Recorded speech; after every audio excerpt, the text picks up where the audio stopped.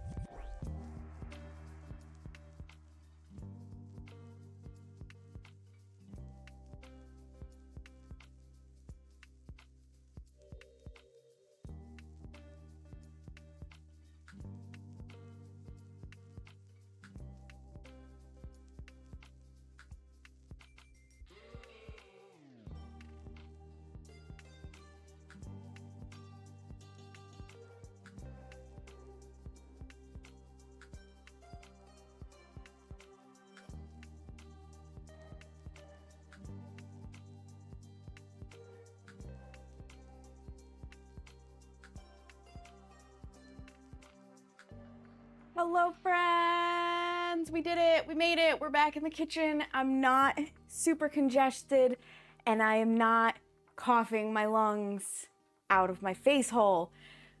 It's a miracle. I'm so happy. I do still have a little bit of a cough.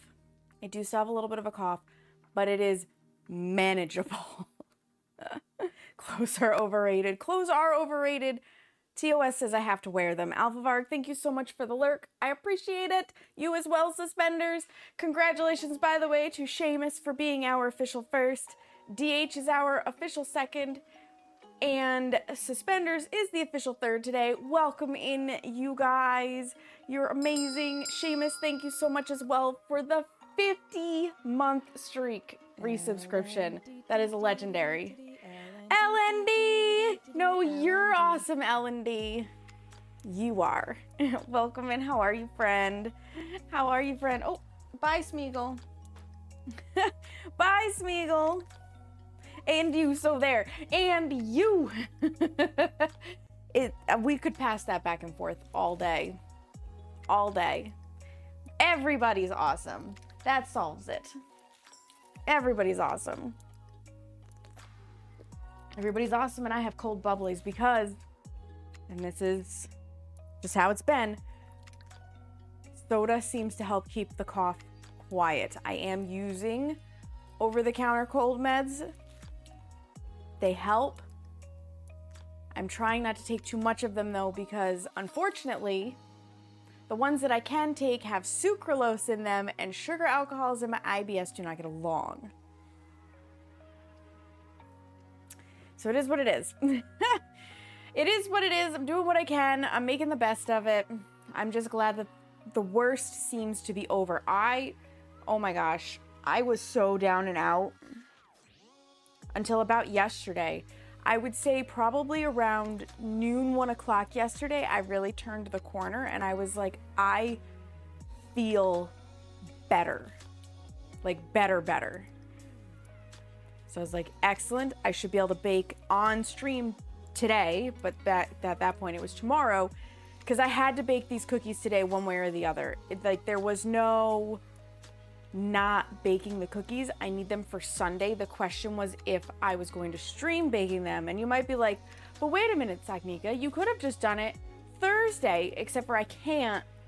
Somebody did book a massage Thursday afternoon, which is good for my business, bad for potentially streaming baking on Thursday. Balancing the meds between one and the other when you have a cold.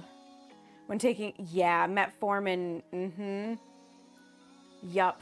Yeah, balancing the meds is hard, Red Wing. And for me, my biggest struggle is that I have a thyroid condition. I have Hashimoto's thyroiditis. And when you are on thyroid meds and or have thyroid problems, certain cold meds like Sudafed, which is mainly the active ingredient pseudoephedrine, doesn't play well with those meds, and it doesn't play well with thyroid issues. And my smartwatch literally thought I was exercising because my heart was going so fast taking those meds to try and keep my sinuses under control. So one of the items on my to-do list when I finally see the doctor, which is not until probably October, and that's fine.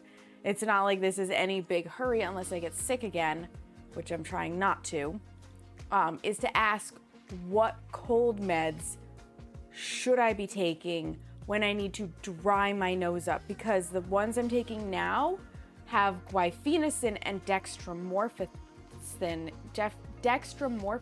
in them. So dextromorphin stops coughing. Guaifenesin thins mucus secretion, so it's easier to get rid of them. The problem I was having when I was super congested was that it didn't matter how thin they were, they wouldn't stop. I was drowning in snot, so I actually needed to stop them. Like, I needed to stop my sinuses from creating more so that I could have a chance to actually clear it out. So I need to find a med with an active ingredient that doesn't screw with my thyroid for that purpose. We are baking, Ragnarok. Welcome in. How are you? How are you? Yeah, we're making Italian butter cookies today. Okay. We're making Italian butter cookies. This picture is very small. They look like that when they're done nicely. I cannot guarantee mine are going to look like that because this is the first time I'm making this recipe. The very first time. It is the first time I am going to be piping cookies. That's right. I'm not scooping them. I'm not extruding, well, technically I'm extruding them. I'm not cookie pressing them. I'm piping them like frosting. God, the Fairy Queen, thank you so much for the free subscription. I appreciate you. 6 whole months. How has it been 6 months? It feels like just yesterday, but it also feels like forever. Welcome in, how are you? So yes, Italian butter cookies today. I found this recipe at marcelinaincucina.com. Original recipe is linked in my Discord. The recipe is typed up in my Discord. It's !Discord if you want access and you're not in there. So that if you want to bake these, you can as well. I am feeling better. I am so glad to be feeling better. Butter and cookies, 2 of your favorite things, right? The 2 of my favorite things too. And these cookies are very nostalgic to me. I have eaten these cookies at family gatherings all of my life. Probably bought from a bakery, so I've never had them homemade. But they're traditional Italian butter cookies, and they're just so good. No shade on Italians, but they're not in the same league as butter and cookies to you. I mean, fair. That's fair. Hi, Aliana. Welcome in. How are you? So, for this recipe, we're gonna need to make 1 batch. I'm doubling it because of course I am. But for 1 batch, you need 1 cup, aka 2 sticks, aka 226 grams of unsalted European style butter. It specifically calls for European style for the higher fat content, less water. So I actually had Seamus specifically pick me up Kerrygold. 2/3 of a cup or 130 grams of granulated sugar, 2 egg yolks, reserving at least 1 egg white to use if the dough is too dry, 2 teaspoons of vanilla extract, 1/4 teaspoon of almond extract, which is optional, but I'm gonna be adding it in because even that 1/4 teaspoon of moisture matters. And I have no problems with almond extract. 2 1/4 cups or 280 grams of all-purpose flour, 1/2 teaspoon of baking powder, and a pinch of fine salt. So this is not your larger diamond crystal salt. This is like table salt, a pinch of table salt. You just got home from college and rushed on, you're just in time. You do need at least 2,000 calories per day. You do. You do, and I mean, an entire stick of butter would be 800 of them. So, yeah. Ben, hello, welcome in. How are you? I got you. And we're using this whole box, okay? But then it's divided out between cookies. So it's estimated, and this is very important, it is estimated that the recipe makes 50 cookies. I will be making there approximately 100 cookies, but this depends entirely on how big do you make your cookies, what shapes are you making, like how are you doing your cookies? Because if I make really small cookies, I may get 75 per batch. If I'm making bigger cookies, I may only get 40 per batch. This depends entirely on the shapes and sizes of your cookies. So it's estimated to make 50 cookies per batch.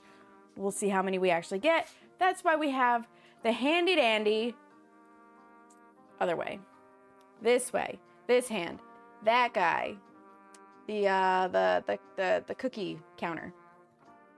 I thought I had it right, but no, I never do. My left and my right are backwards in my brain. You want cookies? I feel that. Crazy guy, thank you for the lurk. Good luck in your match. Welcome in. So, the other thing to note is I have left this in the box as a cube because it does want the butter to still be a little chilled when you start using it. So it should be cool to the touch, which this, for the most part, is.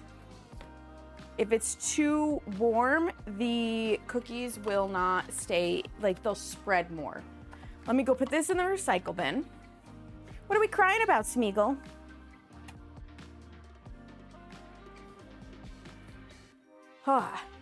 And I do have another recipe here from when I candied my cherries. So there will be candied cherries in some of these, which is going to be amazing.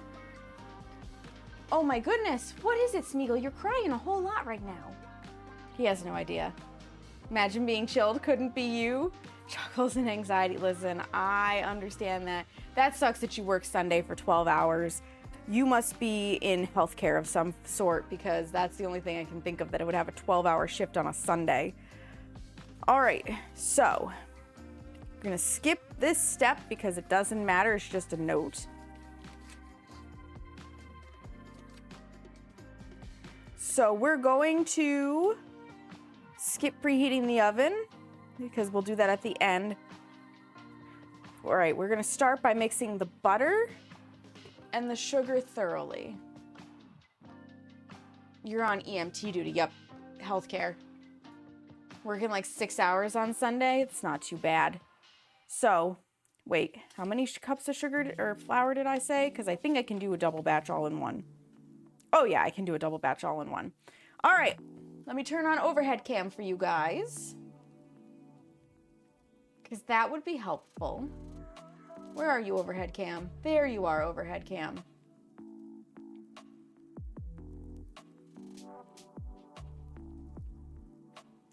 You know what else helps? If I have the garbage can out to put the garbage into. All right, these I'm just confirming. Yep, these are 113 each. So all of them are going right in.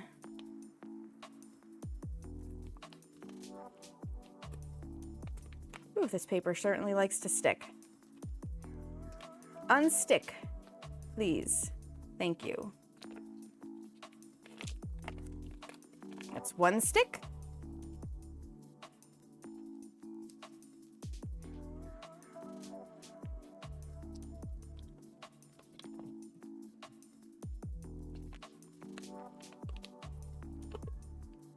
Oh, Smeagol's in a mood, that's why. He wants to play. That's 2 sticks. You're streaking, Aliana, let's go. Creaming the butter and sugar together, if that, it is still called creaming. Yes, yep. That is exactly what we're doing, Red Wing. And this actually started to get possibly a little too soft on the very outside. You can see it's like a little shiny, but it is still cool to the touch. So we're in that in-between state. Oh, is there a bug, Smeagol, that you're chasing on the ceiling?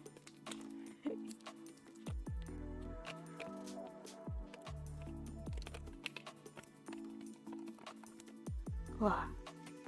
4 sticks of butter. Oh, yeah, if you're working for a church, Sunday would be kind of a big deal. That is very true. So we're gonna need 4/3 of a cup or 1 1/3 cup granulated sugar.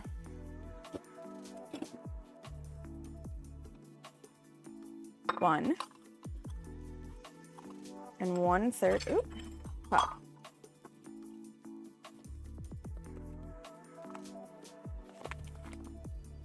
No time, and that's fine. That is a-okay. I haven't been to church like for something that wasn't a funeral. On my dad's side of the family, oh my gosh, I was still a teenager the last time I actually went to church. It's just not my thing. And there's nothing wrong with that. There's also nothing wrong with the fact that if church is your thing. I hold no judgment. It's not my place.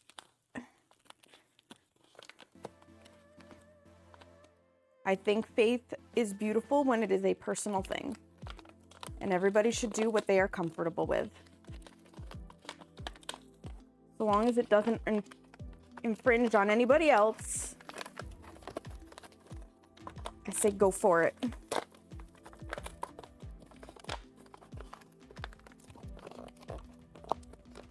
Because they're paying you for it. You know what? That's also fair, Ragnarok.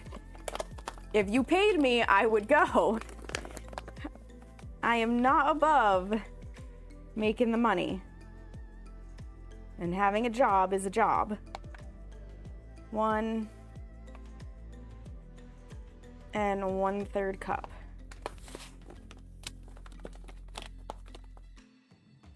You do pick up more hours funny. Exactly. That's how my brother does it. He's an EMT. They tell him he's getting double time to work a holiday. You can bet your booty cheeks he'll be there.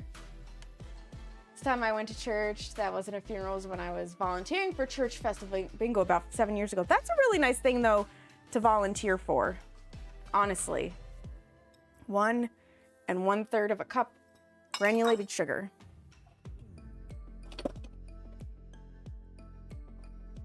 I actually meant to reach out to the person who taught me how to make the awans, and I would have, had I not been sick, to ask her if they needed help making the Easter awans this year, because her church always does a bake sale, and they can use more hands, and I like to bake, but I was way too sick to be making that outreach.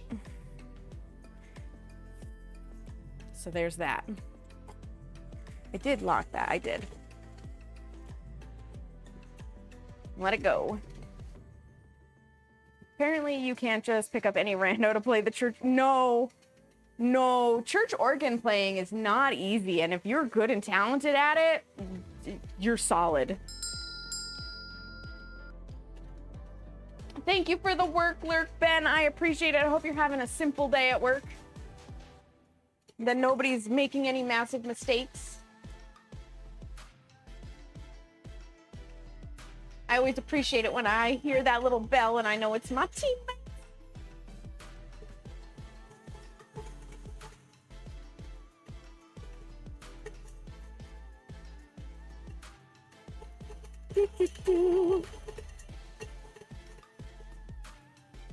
Yeah, we're just letting it use centrifugal force to whip everything out of there.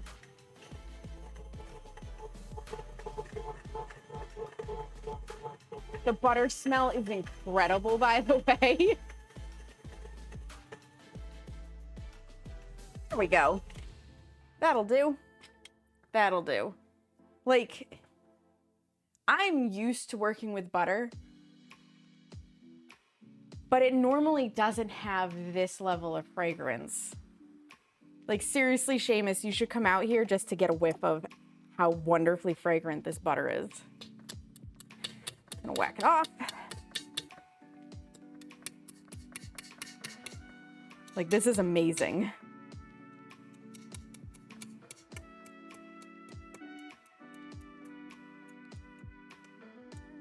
Doesn't have to be perfect because we're gonna use this again. This needs to be decent. Need my spatula. We were picking up recycling paper. Oof. I hope you're okay. Whip it good. That's right. Devo is correct, Red Wing. Devo is correct. You gotta whip it good. And scrape down the sides. Yeah, Smeagol. Oh my. You know what it probably is? It's the fact that the weather has changed and we had the window open a crack last night and they've just had like fresh air. Unfortunately, it's not warm enough today to just leave a window open, but we're getting there and I'm very pleased about that. Let me tell you what. All right, we're gonna add in the egg yolks, vanilla, and almond extract. I think that's 4 egg yolks. Yes, 4 egg yolks.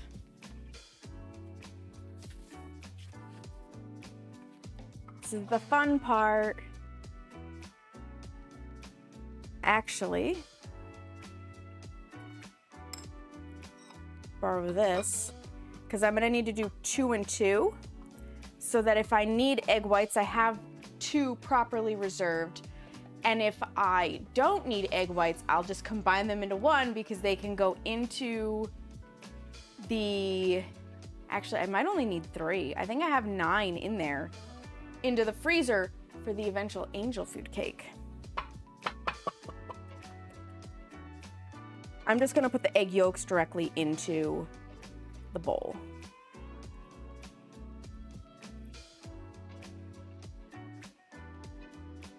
So we're just separating them off. Good enough. This isn't a case of like meringue where it's very important not to have yolk in the white or vice versa. This is, we're just separating them so that we mostly have no white in the batter. I'm a little bit more careful if there's a reason to be careful. That's 2.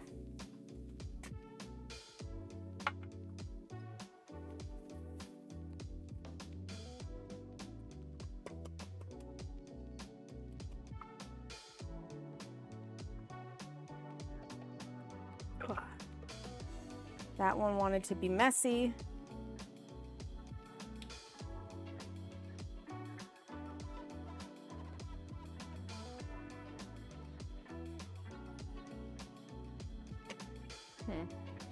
These might be on the edge. But that is 3.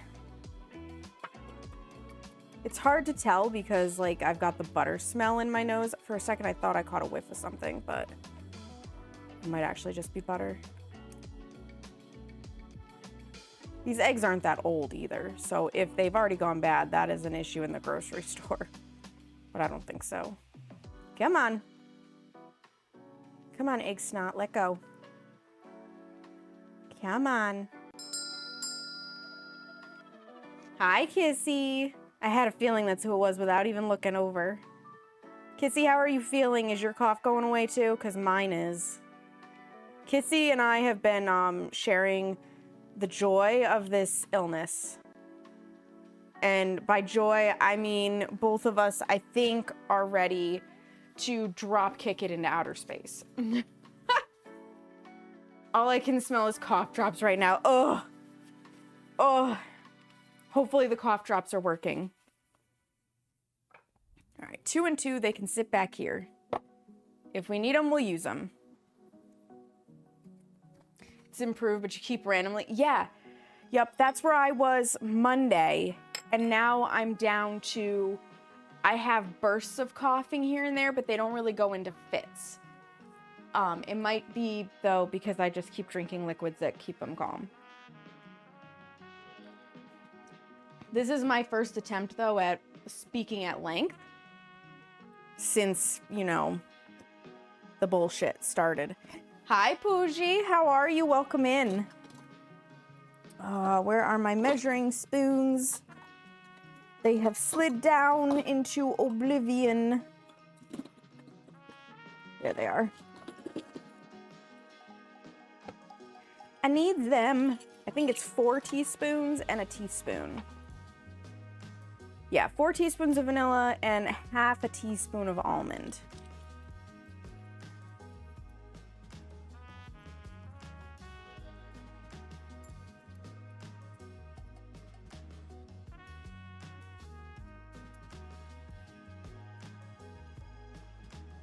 You had a cold last weekend too? Ugh, it's going around and it sucks. It really does. You're in the office, but everyone is staying away from you? I imagine they are, Kissy. It sucks that you had to be in the office today. Only cheap cough drop. You know what? Who cares what the cost is if they work? Oh, vanilla smells so good. 4 teaspoons. 1, 2, 3, 4. I'm almost out, but Seamus has already bought me a fresh container, so I don't have to worry about that. Seamus is very good at keeping my baking pantry well stocked. Oh, almond might actually smell better than vanilla though. Quarter teaspoon? Or half, I mean. My goodness, it's doubled. Oh, I love it. Love it. And then that's it. All right, we can beat them together.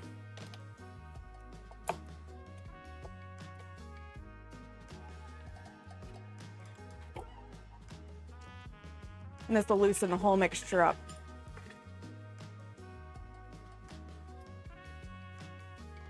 Let it go for a minute. Dollar Tree and not, yeah. Hey, if it works, it works.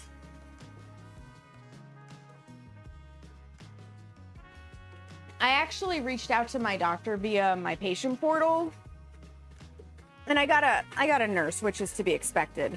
Because it's not like this is an emergency type situation or like a highly skilled situation with a cold. But I just was basically asking, you know, when should I be concerned?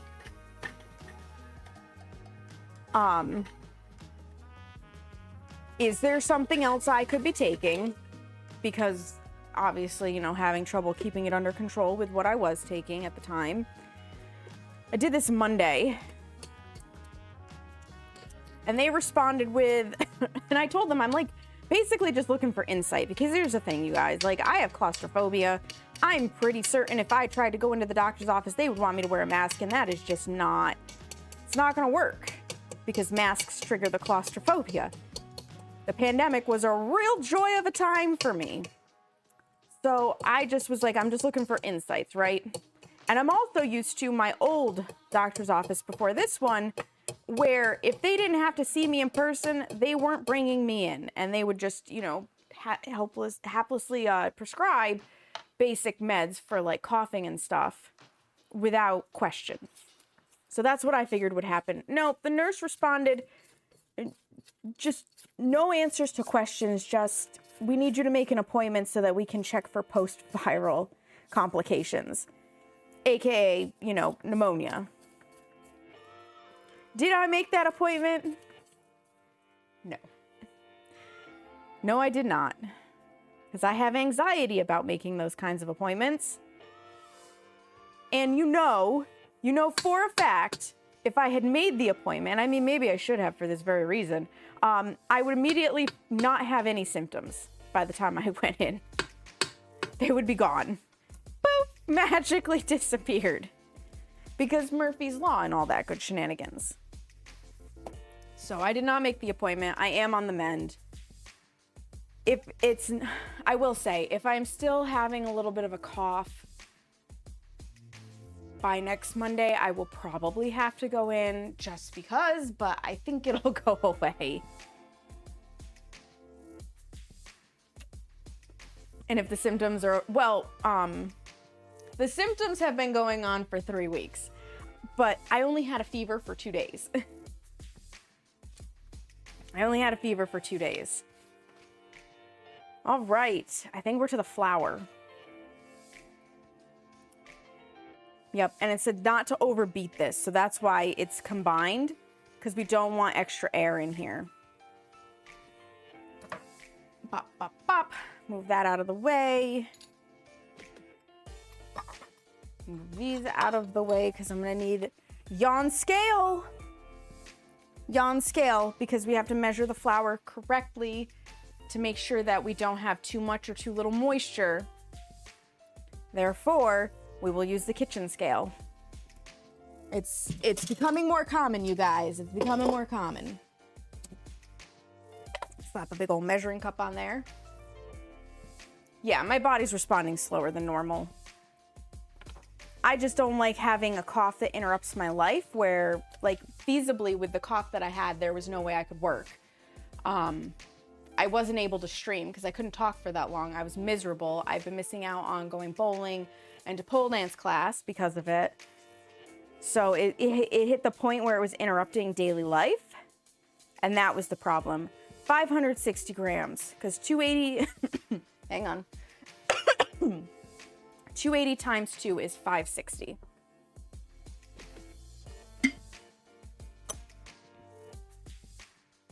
Wakey, wakey, scale. I may have to take more cough meds.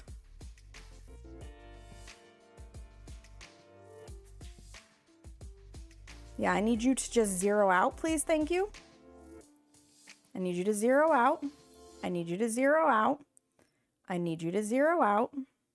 I don't need you to bounce around. I need you to zero out.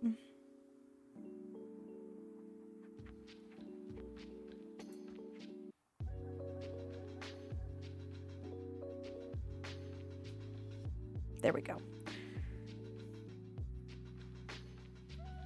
Whoop. 560. I don't know why that became Southern, but it did.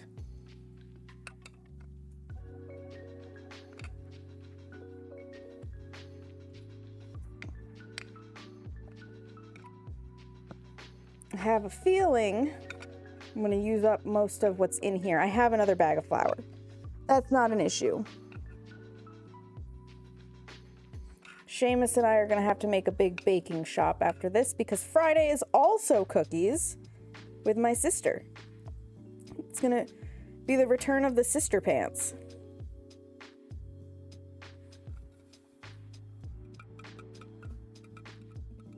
All right.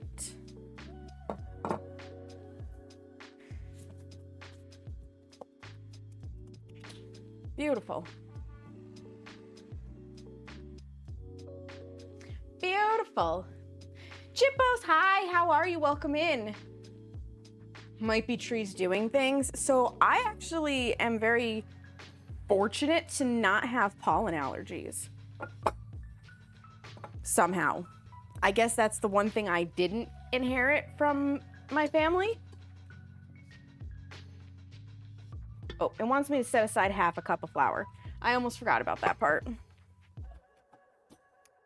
Just in case you don't need it. This is a recipe where you may not need all of the flour.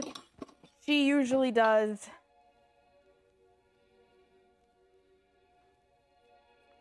But we'll set it aside. And then it does want it sifted.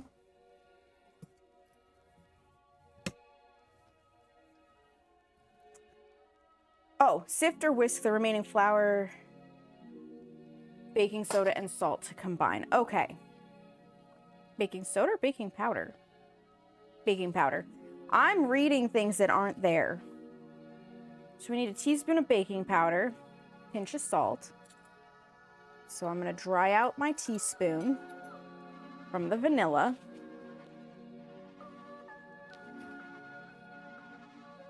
From the vanilla. Yeah, because it's half a teaspoon typically. Baking powder. Pinch of salt is actually 1/8 of a teaspoon for what it's worth, so we need 1/4 teaspoon of salt. I am not going to pour it over the top of my container because that's guaranteed failure. I used to be able to do that when I was younger. I don't have that steady of hands anymore. I do not have that steady of hands anymore. Now we will sift this into our bowl.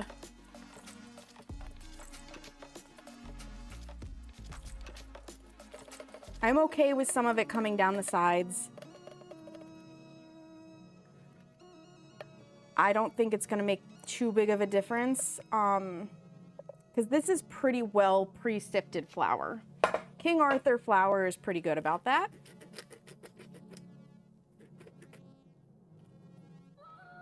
Just get it off of my hand there.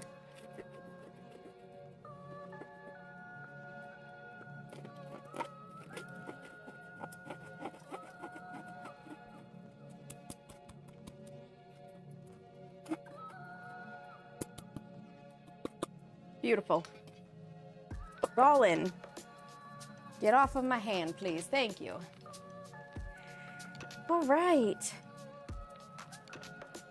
Now we need our other attachment. Oh, it says we're supposed to gradually add it. Guess what? Too late. Also, I found cherry residue on the island that I missed.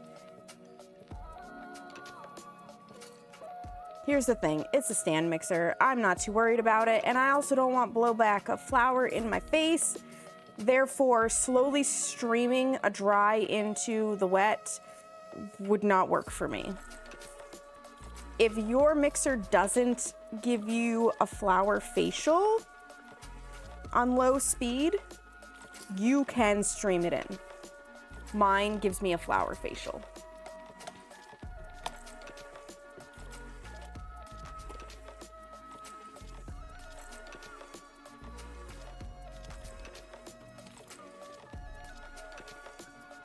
We're looking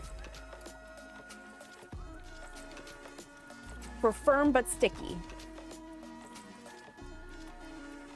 And we don't want it to come away from the sides into a ball.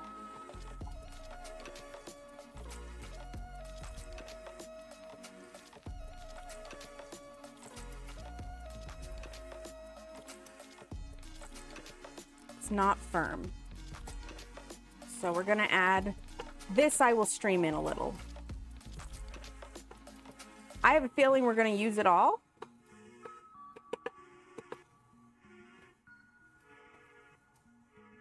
Because I did weigh it versus measuring it.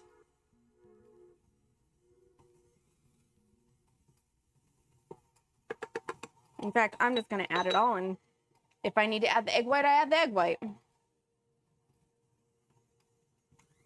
Give it a little bit to whip it out. Yeah.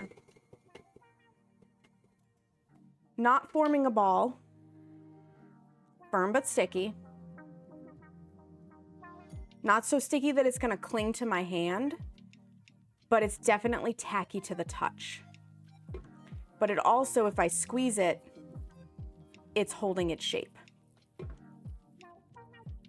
I can see some in the bottom, so what I'm gonna do is some flour. I can see some flour in the bottom.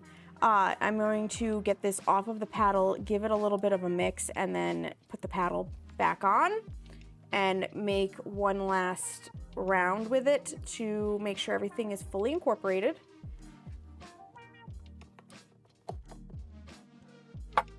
And then it'll be time to get to piping cookies. Butter cookies your favorite? Welcome in, Will. How are you? Gobbling on your ass. That's what you heard? Gobbling these nuts. Got him, Seamus. Got him. Give yourself a these nuts command.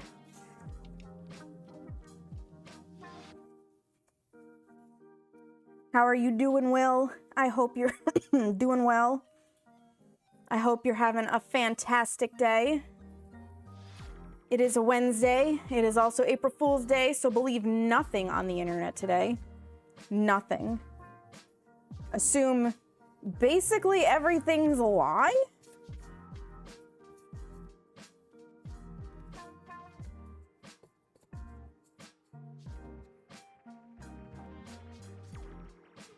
Because it probably is.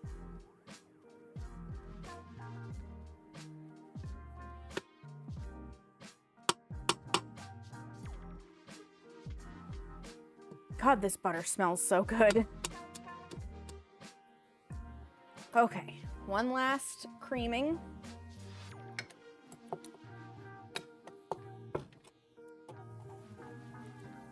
Make sure. You can see it immediately wants to stick to the sides. That's perfect.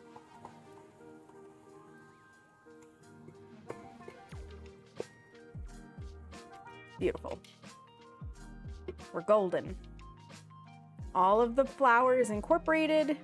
The dough is ready. Just needs to come back off of the paddle attachment.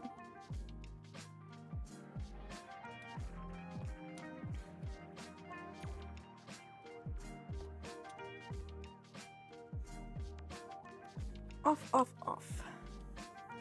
Off, off, off.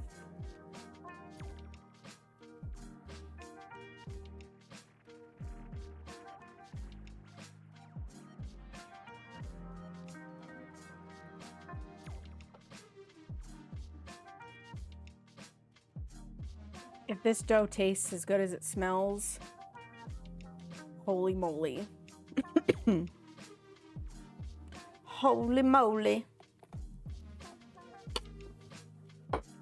That goes over there.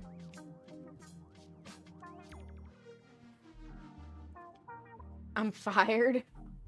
Well, that's it. We're ending stream. Okay, thanks. Bye, guys. Bye.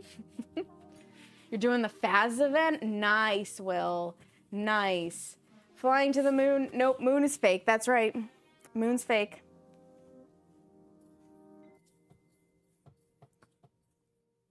Can't go there anymore. Not a viable option.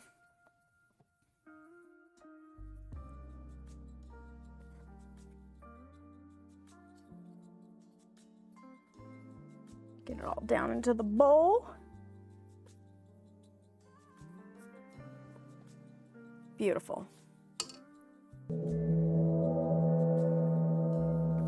Uncle John GT, thank you so much for the raid. Welcome on in, Raiders. My name is Saknika, but you may also hear me called Sam. I'm a member of Everbreak Global Gaming and Set the Tone stream teams here on Twitch, and I'm a variety streamer who does everything from bake to create to paint her nails and play video games. And today I'm in my kitchen baking Italian butter cookies. How are you doing? How was your stream? What is bully? What is bully? Welcome in, welcome in. I hope you had a wonderful stream. I hope you had a fantastic time. Tell me all about it. Tell me the stuff and the things. I am just cleaning up floof so that I can reset for step 2 of the cookies.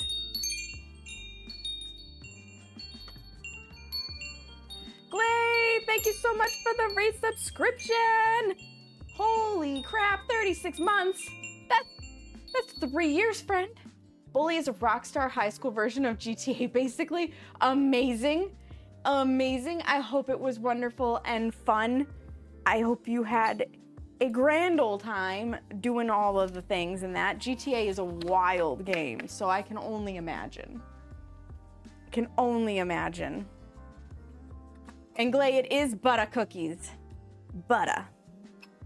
The best thing ever. Just setting all of the stuff off to the side here because I'm not sure what I'm gonna need again when it comes time to make the chocolate.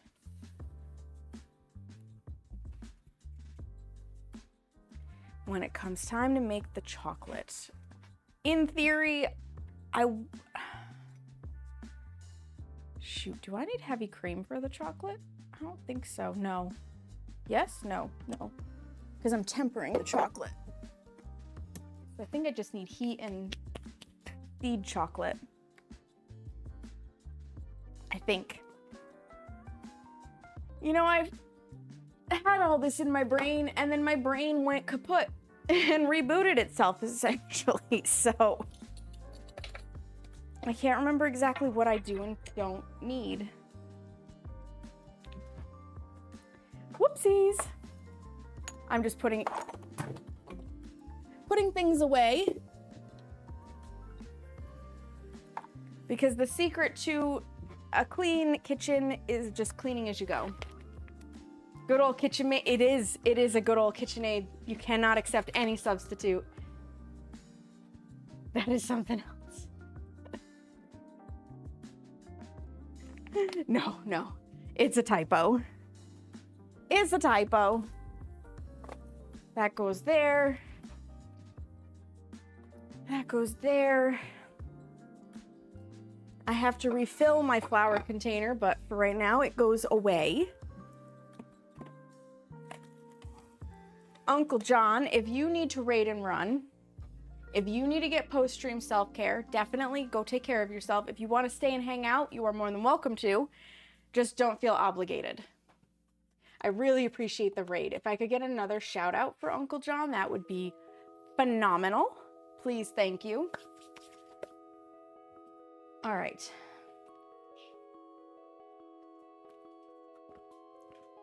I don't know how to tell you this, Hera, but you are shedding way too much to be picked up today. Thank you, Seamus.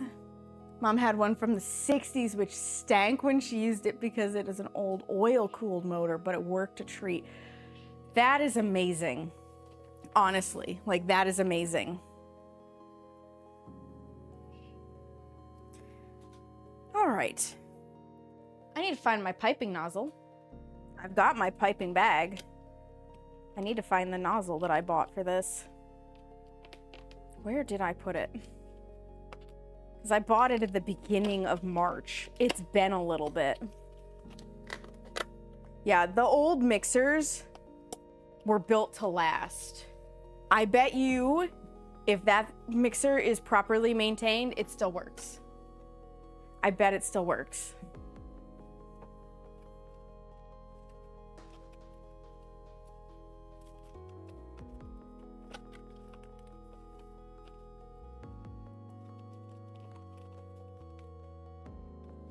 Can I even just take one out?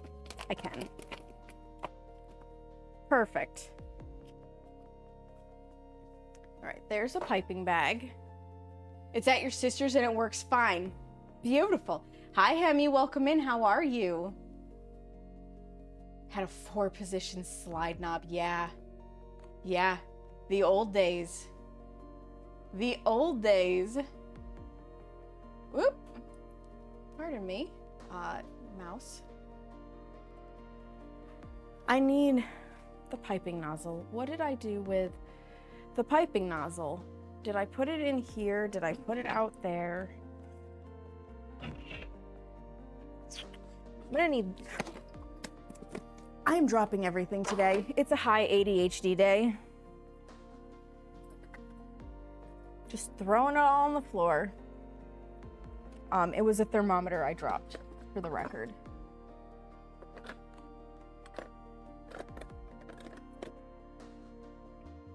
There it is. It is in this drawer. I had a feeling. All right, so you need a really big... Okay, bye, Hera. You need a big piping nozzle for this. So it's a 1/2 inch wide star opening, like you can see based on my hand. DH, thank you so much for the raid. Welcome on in, Raiders. My name is Sagnika, but you may also hear me called Sam. I'm a member of Everbright Global Gaming and Set the Tone stream teams, and a variety streamer here on Twitch who does everything from bake to create to paint her nails and play video games. And today I'm making Italian butter cookies. DH, how was your stream? How was DBD? Did you have stinky killers? Hopefully not. Hopefully not. To the feast hall. Hi, Fran. Hi, Fran. All right. I've got to get the piping nozzle fitted. So the best way to do this, I'll turn on overhead cam for this so that you can see. Ended up with a chill glitch trap. Nice. A little sweaty, but not too bad. Excellent. So the best way to do this is to put your piping nozzle in your bag, and then you want to see where approximately it comes down to, and you make your cut there. I've actually seen a trick to do 2 piping bags.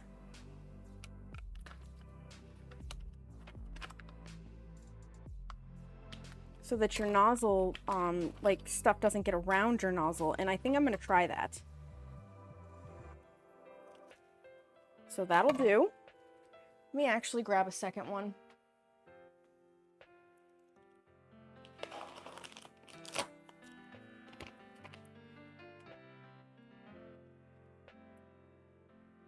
I'll show you the trick that I saw that I was like, that's genius.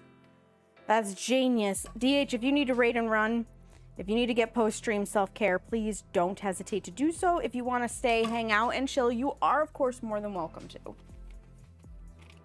All right. So then you put one inside, and you put one outside.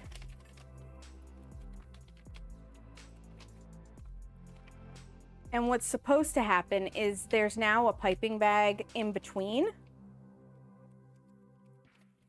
So the nozzle is in between 2 piping bags. It won't be stuck in the mess of everything, and you can work as normal, which is beautiful. take a quick cat nap and then come back? Absolutely. Blood Moon got a mix. Your friend got tunneled a few times, but bro, is a stable with no mither is gonna get tunneled every time. Every time. There's no way around that. But go get a nap. Rest well. It's very important to take care of yourself. All right. It says to use a quarter of the dough at a time. I am just going to scoop to what's comfortable.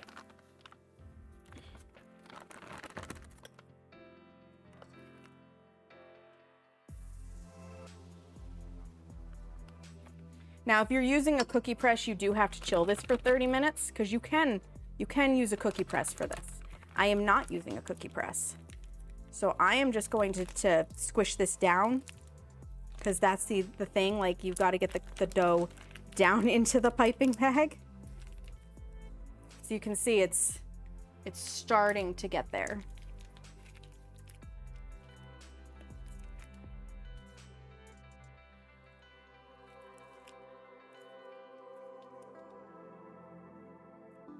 There. We've got dough. All right. Now we need a tray.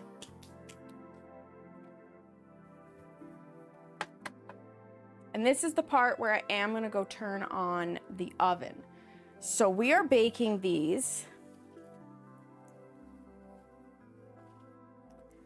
It calls for 320 or 160. So 320 Fahrenheit or 160 Celsius. And line your baking sheets with parchment paper. It says they can be baked at 350 or 180 Celsius. And if you've used the egg white, it's better to bake at 350. So I don't think my oven sets to 320. So I would do 325 personally. It's low and slow.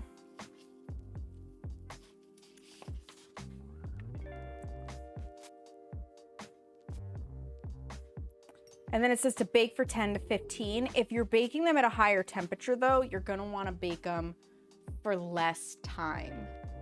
So let's actually try the 350 because that's a standard baking amount. The 320/325 would be more for a fan assisted oven, AKA convection oven, which I do not have.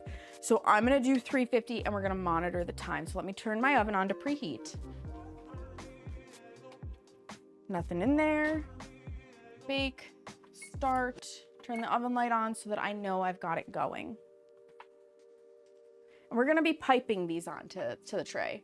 I just smashed it all flat on a tray, cut them out after they baked and cooled because you're lazy. Yeah, sometimes that works, sometimes it doesn't. With the nature of these particular cookies, that won't work. All right. It says you can do a star, an S shape, a rosette, or a straight line. Holding the piping tip close to the baking sheet is the trick to getting good shape. So we're gonna give it a twist to kind of bring the dough more together.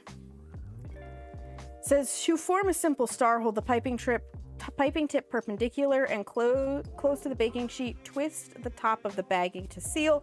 Hold at the top with the other hand. The world's At the best bottom. barber is in Hi, town. Rukia. Hello, I missed you. I Rukia. hope you're doing well. Hold the other hand at the bottom to guide. Squeeze from the top of the bag to create a star shape about an inch wide. Stop squeezing and pull the bag up to form a tip. There is a video on her website for visuals. We're just gonna give it a shot.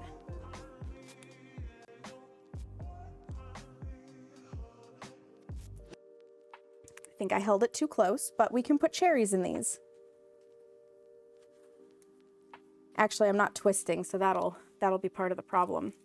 I'm gonna use my other hand for the squeezing because I'm stronger in my right hand than my left because I am right-handed. But these are cute.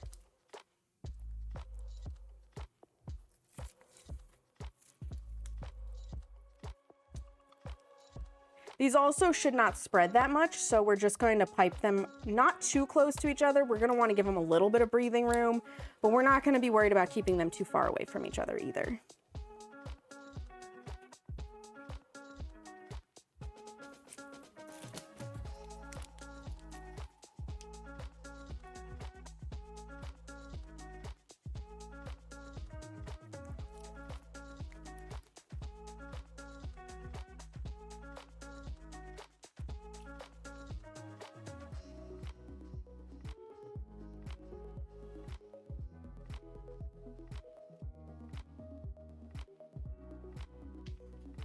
feel like I've made a couple of them too big, but that's okay. This is all a learning experience.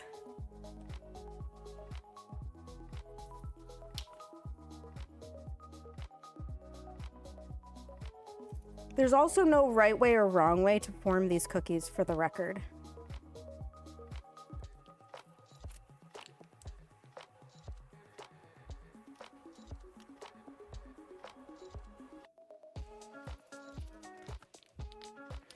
I love SiriBot's April Fool's joke. By the way, the changing of the way their name appears, hilarious.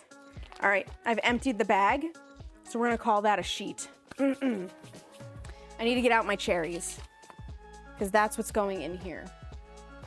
So I candied cherries on Saturday. Candying cherries requires basically using maraschino cherries in their own juice and some sugar to turn them into a sweet treat that now is not wet. We're gonna cut them in half and use them. So I need a little cutting board.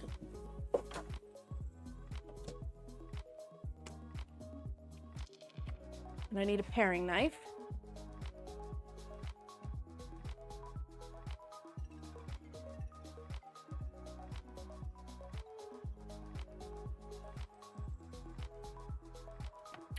Cut them in half, as they get baked right in the cookie.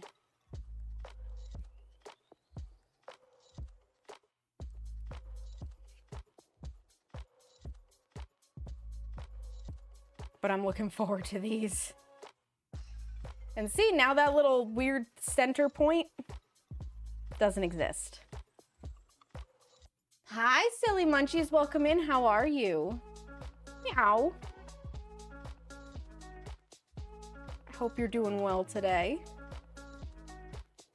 And whatever cherries I don't use, for the record, will be eaten on ice cream.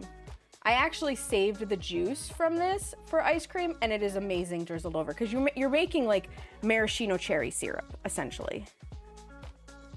It's so good. Just saw cookies and butter and was like, yummy, I love these types of munchies, right? They're so amazing. They're so amazing. I agree. I also love these kinds of munchies, which is why I'm making them. That's why I'm making them. And they're gonna be delicious at Easter. These are still a little sticky, for the record. Like, you're only bringing the sugar up to softball stage when you make the candied cherries, which I linked in the recipe for these. I linked where the instructions I used to make the candied cherries, and I would like to let you guys know, should you attempt to do this, which it's not hard if you've got the patience to make sure that things don't go haywire. It's really not hard, but you do need a candy thermometer. So what I found while making these is that time means nothing, temperature means everything. The very first attempt I made with the cherries, I actually burnt them. I overcooked them because I was going for the amount of time it said and assuming that that was what was needed. But what was really needed is to make sure that you hit softball stage and don't go over that. So I actually brought the sugar up to hard crack on accident, and it burnt the cherries, and there was no saving it. Because once you take it up to hard crack, there's no bringing it back down. You cannot undo hard crack level of sugar. So be forewarned, if you do make these cherries, you need a candy thermometer of some sort, and you need to pay attention to the temperature of the sugar. As soon as it hits softball stage, take it off the heat. You're done. You're good. It's not like you're cooking them to make them food safe, right? So you just have to take it to softball stage. There we go. Do I still have my paper towel? I do not. Actually, I need to rinse this off. It's very sticky. a paper towel is just gonna stick to my fingers and not actually do what's needed to be done. All right, so I'm gonna set these, I'm gonna count them as I go. 1, 2, 3, 4, 5, 6, times 4 is 24, 25, 26 cookies on this tray. We're not baking them yet. The reason being, I'm gonna need to pay attention to the oven. And I don't feel like I can pay attention to the oven and pipe more cookies at the same time. Candy thermometer, that's how you make your marshmallows. Nice. Nice. I've yet to try making marshmallows. The cherries do make them that much better. I agree. I agree. Because cherries are phenomenal. All right, we got to add more dough into the piping bag. You can reuse the piping bag as many times as it'll allow.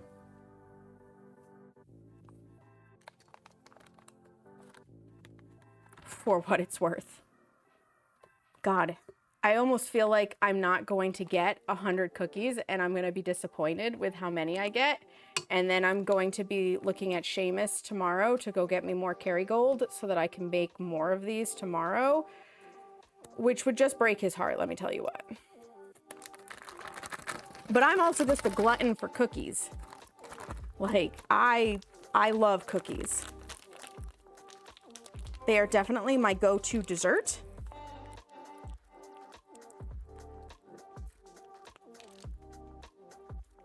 Okay, I want to try making an S shape, or actually, you know what? No, I want to make straight lines. There's a method to the madness. Because I do want to dip some of these in chocolate.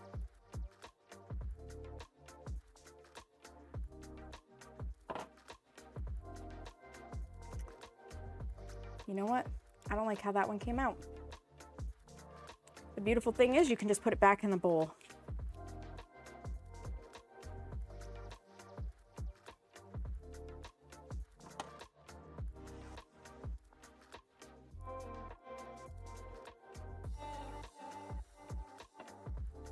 Straight lines are gonna be a trick. Eating the last of your homemade chicken salad, yum. They came out like marshmallow fluff is still delicious.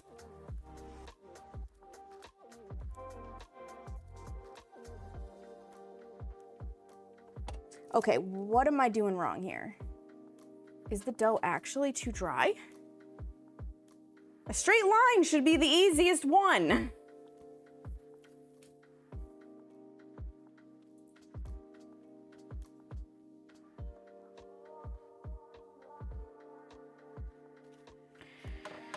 Oh, is there any other tricks?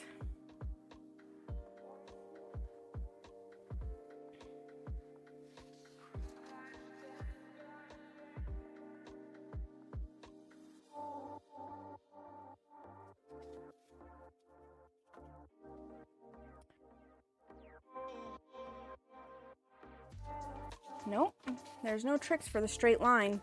It's just try again.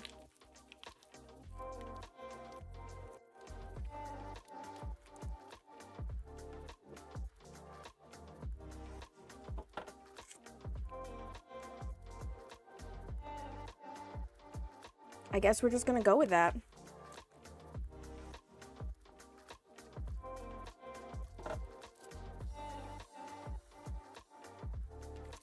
They really don't want to like let go.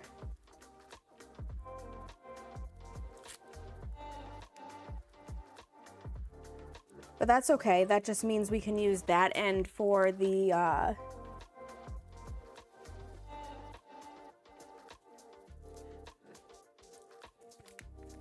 chocolate.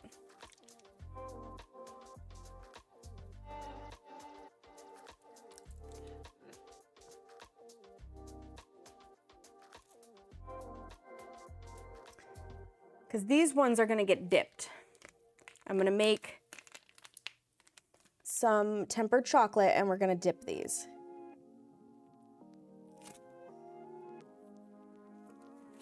And then put sprinkles on it.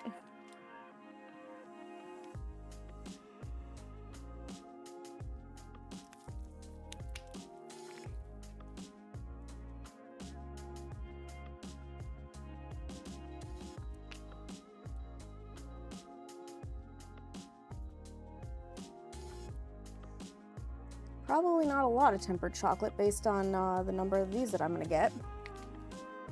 But we're gonna make some nonetheless.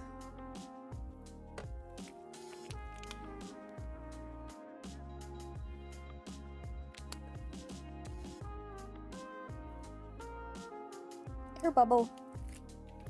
Felt that.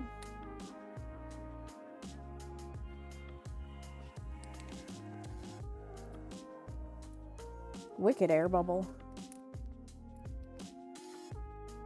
There we go. I'll smush it together. Will it be the most perfect of lines? No. Will it be delicious? Yes. And that's what we're going for, is taste, not image necessarily, because this is a first time for me. This is the first time I'm making them. This is the first time I'm piping cookies, so we'll see how it goes. I don't pipe a lot of things. I don't make a lot of frosting, so I'm not as skilled with a piping bag as I am with other instruments in the baking world. AFK because you're doing... No, it's all good. AFK as you need to. Going to use a fondue fountain. Oh my gosh, yeah, no. No, no. No, no, no. 1, 2, 3, 4, 5, 6, 7, 14, 15, 16.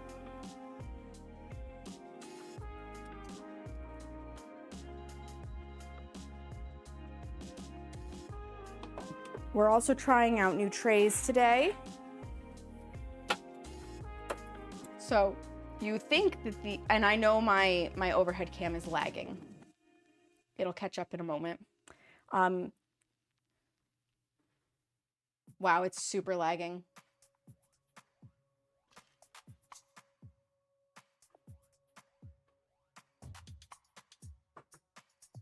We're just gonna turn it off for a second. Ready for candy cherry? Yeah, cherry candy mountain, absolutely. Why is it lagging so bad? That's what I want to know. Is my laptop just... No? Nope, it's okay, it's the connection. Got it! So, overhead cam has to go through our router and internet connection, and sometimes it just doesn't want to do that very well. You're ready to fail? You're not gonna fail them. But these trays, Seamus picked up for me recently because I really like my old air bakes that are flat. And the bottom of these has dimples that go in instead of dimples that come out, which means that it lays flat on the bench. So I can use these for doing cookie press stuff more than I can use the Nordic Ware ones. The Nordic Ware ones, they bump out and it's a problem.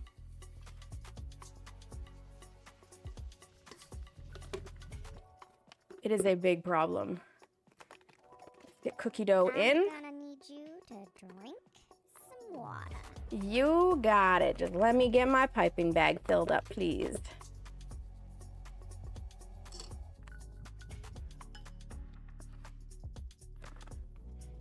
Okay, dough's in. Get yourself a judge that lays flat on the bench like my baking lawyers probably. Hi, Hannah. Welcome in. Probably. Water. Water, water.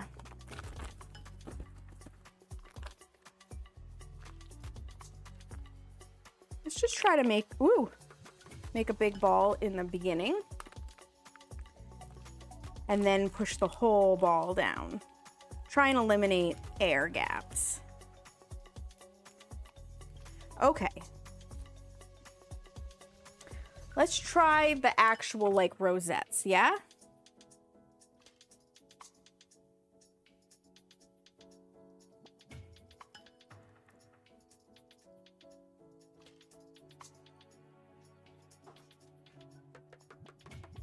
No, we did do it the right way. So we'll do more stars.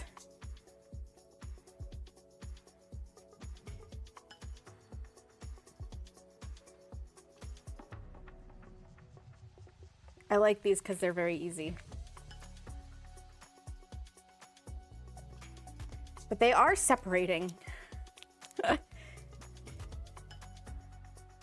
So So it's not just the other cookies.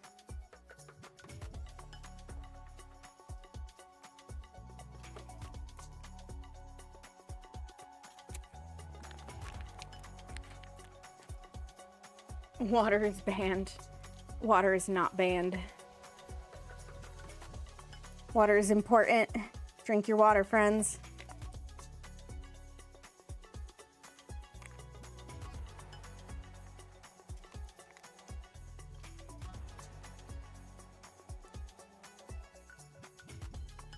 I have to remind myself too, these are not the only cookies that are going to be at Easter, because we are making the pizzelles on Friday, my sister and I together. I will be teaching her how to make them.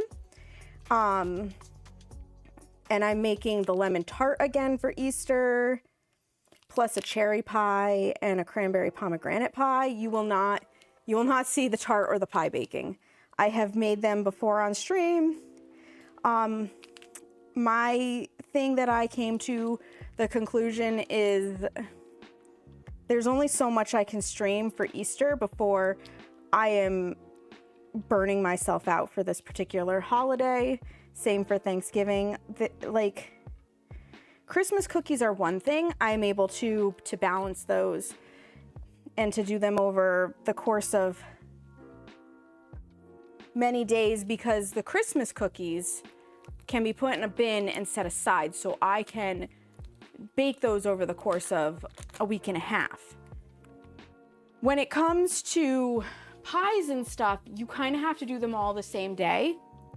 And when I'm chatting with you guys, when we're hanging out, it actually it does take longer to do the baking than if I just bake.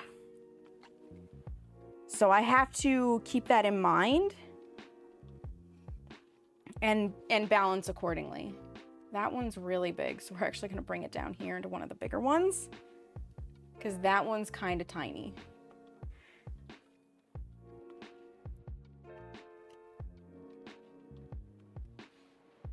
Yeah, I'm gonna have to, I guess there's a video and I just neglected to watch it, right? I'm gonna have to watch the video after this to see all of the things I could have done better. I should have watched the video ahead of time, but my confidence said that I could do this without the video, and I may have been incorrect. I have a lot of confidence in the kitchen and the baking realm. Most of the time, it just works out for me.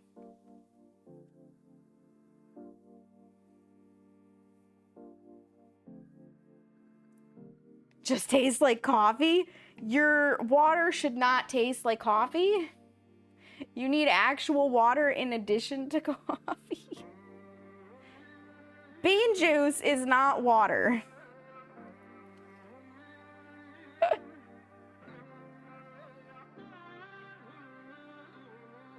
It's not water. Someone using a piping bag. There's still hope in Twitch cooking. Hi, Buzz and Booze. Welcome in. Yes, I am using a piping bag. Do a lot of people not use piping bags in the food and drink category? I haven't had the opportunity to watch anybody making something that would call for a piping bag. So I don't know. I'm not highly skilled with the piping bag, but I am indeed using it.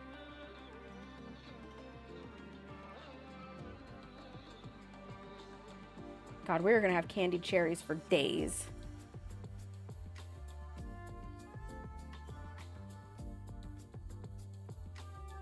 I'm also not worried about not completely filling these trays and just baking what I have. For the record, I think they're gonna bake quick enough that it's not a big deal.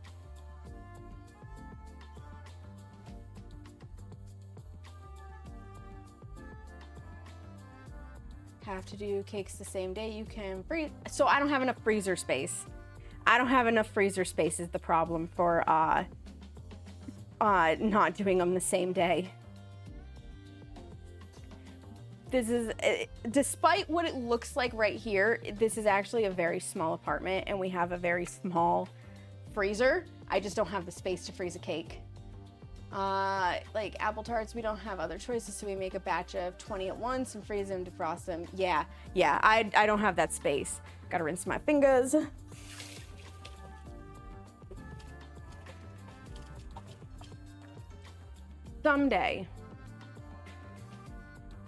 Someday when we do not live in this tiny apartment, I would love to have like a dedicated freezer slash fridge freezer that's just for all of my pre-baked stuff. I really would. 2, 3, 4, 5, 6, 24. Yeah, no racks like an actual bakery. This is all home baking. I make a lot of people cringe with the shenanigans I get up to with my home baking. I make a lot of people cringe. Just fair warning. 'Cause I do a lot of good enough. And then pastry chefs everywhere cry a little inside.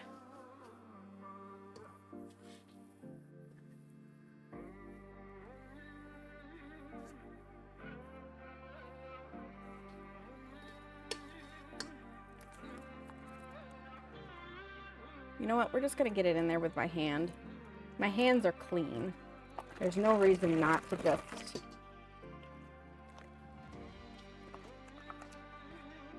get the wad in there. Yeah, we're gonna get this piping bag and one more, and then that'll be all of the cookies pressed out.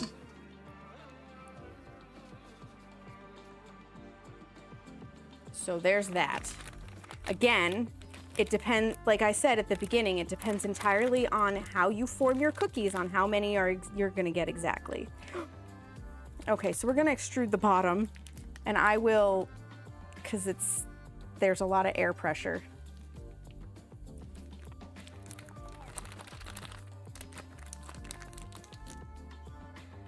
So that I can massage this down into the nozzle here. Whew. Getting greasy. Here has a freezer rack, a fridge rack, and a warm rack for the reason you're talking about. Yeah. You don't judge, that's good. Depending on what is needed, they just get shifted to the right. That, you know, that's beautiful. I wish. If only. Their own recipes, shouldn't judge because you're at home. Yeah. Yep. I am at home. I find it funny, though, when they cringe. I'm not gonna lie. It's like my own. So there's a lot of rage bait on the internet. There's a lot of rage bait. And I get annoyed with rage bait that ruins something for the sake of making rage bait, right?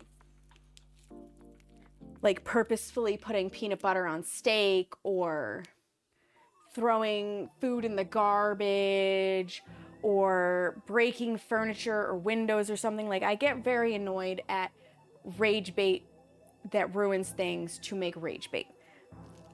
But my version of rage bait is just me being me and people being like, that's not how you do it. That's entirely incorrect. And I am not gonna lie, I get a big kick out of it. So there's that. Here we go. I'm gonna try to make the lines again.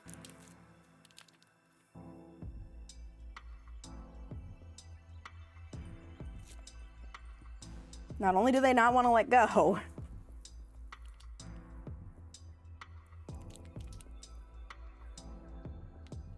cooking stream once and some random guy was asking me why I didn't throw the apple core. I told him I freeze it for later to make flavored syrup. He told me to just buy. I never streamed again. Don't let somebody like that dictate your stream. Just ban them. Or tell them that if they don't like your content, they don't have to be there.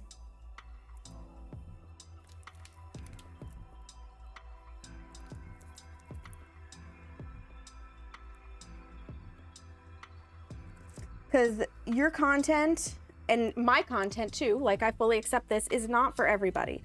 There will be people who really love it, and there will be people who don't, and the internet will always have trolls. So don't let the people who don't like you or the trolls dictate what you do or don't do. Like, honest advice, if you're having fun and you're enjoying sharing the process, there's no reason not to.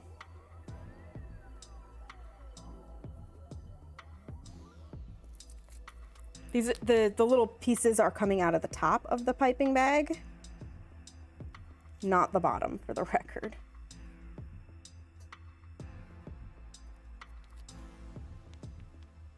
We banning people. Hi, Kissy.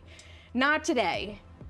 He likes the advice, but at the end of the day, it's his cooking. He has to eat it. That's true, Uncle John. Kissy and Seamus will fight each other to be the one to make the ban when I have problem people in chat.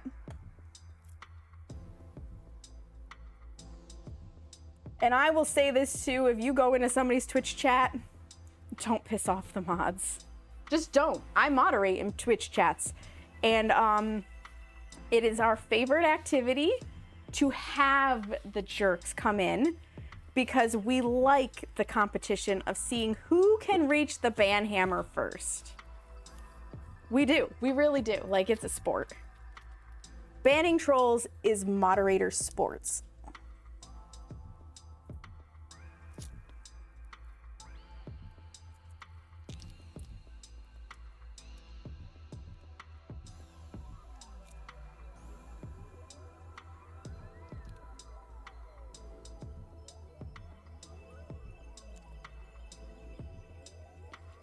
Never piss off the mods unless you know one of the mods and they're okay with being pissed on. Yeah, never piss off the mods. Exactly. Pepperoni is my brother, yeah. Often arguments about who gets to ban someone, right, Kissy? And sometimes it comes down to a certain moderator getting contacted because they've been the one who's put in the work to try and correct the actions of a certain individual who apparently just doesn't want to change. And it's like, all right, you put the work in, they're not behaving, congratulations, swing the hammer. You know, the reward for your hard work. Letting trolls off too easy. Yeah, see, I ban because I just don't want them here.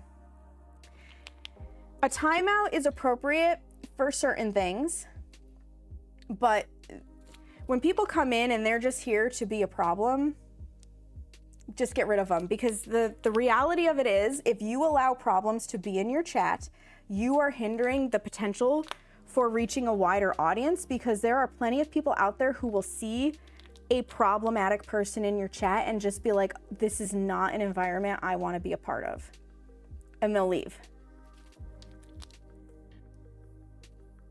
I'm included in that. If I see a chat that I'm just like, what is happening here? I will be out of there so fast, because I am not going to participate in that kind of an environment when I can go somewhere else and have a lovely time. Okay, yeah, this is not.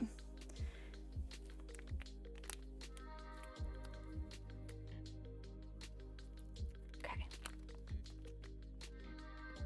Those ones came out a little better than the first round of trying to make straight lines. Clearly, I'm not straight enough to make straight lines. It's fine. It's fine. Banning streams is kicking somebody out of the classroom for misusing yeah, yep. Negative person saying, because there's some things that are, yeah, an immediate ban situation. Yep. Yep. Mommy, sorry. Play with your food first, then you swing, because it's true, you do play with your food first.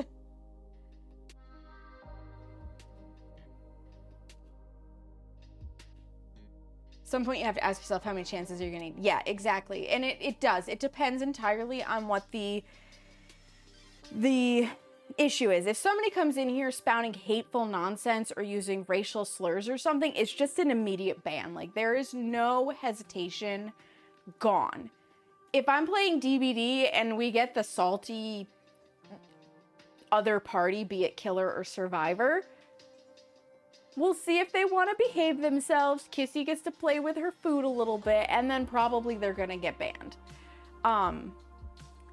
There are always the people who come in and maybe they'll speak in a foreign language and we have to say, hey, English only, please. And they may get sent a warning, you know, if they do it a second time. And then it escalates from there. Like, it depends on what you did. It definitely depends on what you did. 3, 4, 5, 6, 18, 19, 20, 21, 22.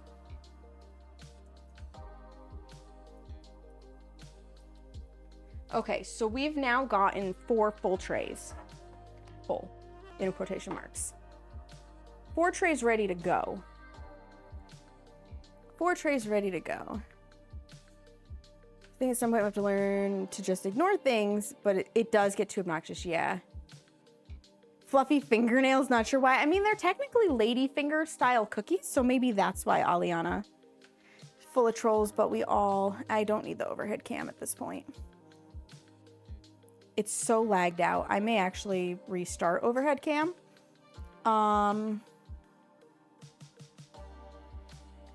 But we all know that we're trolling each other. If someone mod will quickly shut the fun down. Shield mode is a lovely thing. Yeah, I try not to have to use shield mode. Person that I often watched, VIP members said the full N word and immediately got banned. Yeah, yep, goodbye. That word is not okay. You treat like in IRC, pause the chat, tell folks what's up, then unpause. If folks don't get the hint, then the hunt commences. Yeah. And we all have to use the tools that we have in the way that we feel best. So I'm making Italian butter cookies today, Buzz and Booze. I've never made them before. It said you could use a cookie press or a piping bag. So I'm trying the piping bag method. I've never done that before either with cookies. And fingers crossed that I'm not screwing up this recipe. Tried playing Phasmo, but we all played. Who's gonna disconnect it? Oh, crazy guy, the servers were not your friend.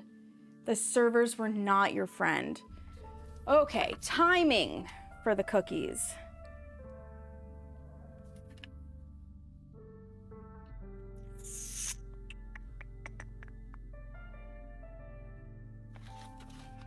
There's so much information in this recipe that it takes a moment to find the information I need.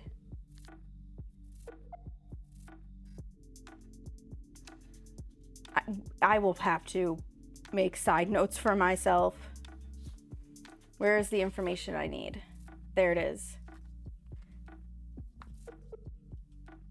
10 to 15. I'm gonna set the timer because I am doing a higher temperature for 8. And we'll see where we're at. Because I don't have a fan assisted oven. So I may actually need the full 10 minutes, but I'd like to truncate it because I can always add more time on. I can't take it away. So let me put the first tray in.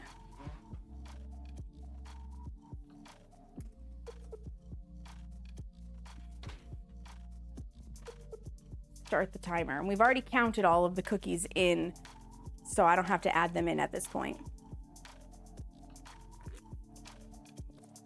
Phasmo's crashing people today. I watched people on different consoles disconnect. You disconnected the whole thing. It probably is the update. I was okay last night playing a couple rounds. But I also was playing not at peak hours. So playing at peak hours probably has something to do with it. You've been hacked all the times. It's annoying. That sucks, Aliana. That sucks. Getting hacked is no fun.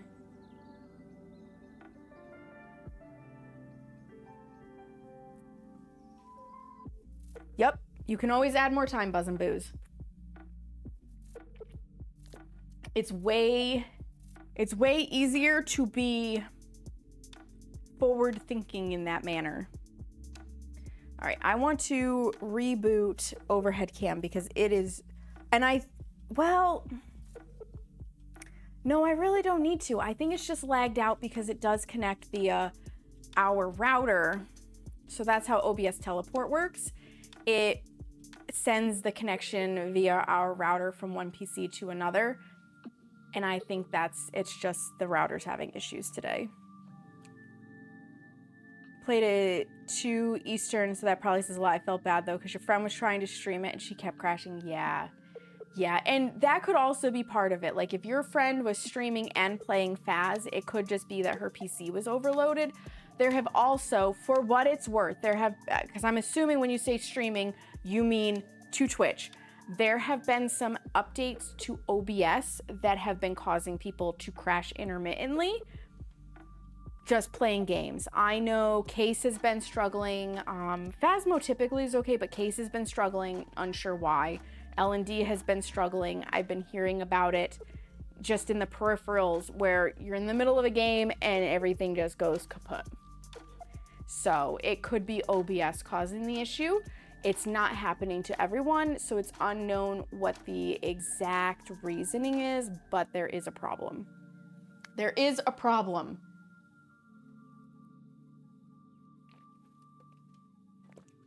Oh, I'm gonna crack the window. It's not that warm outside, but it's really warm in here. So, cracking the window will help me out. Do I want to? Nah. We only have like 1 piping bag's worth of dough left.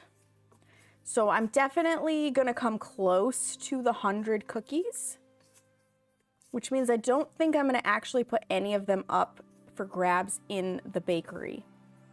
Because I wanna make sure that the people who want them for Easter cookies can have them for Easter cookies in my family. There's gonna be 16 of us. Yeah, 16 of us at our Easter gathering. Where am I at? I'm at 88. Yeah, I'll come right around 100. So the 50 estimate was pretty on point. Wish you all the best. Thank you. Thank you. Was her OBS, because when she started playing off stream, she survived a few more rounds before starting to crash. Then you crashed twice. Then your friend Evie, she crashed twice as well. On PlayStation, Xbox, Kitties, on PC, so we're pretty sure it's a mixed issue with it being OBS for crashing it in the first place, and then when she was offline, it was probably due to the servers being full. Yeah, probably. Probably. It was probably due to the servers. And OBS, because OBS is having issues. I'm also having dry skin issues. Yeah. Yeah.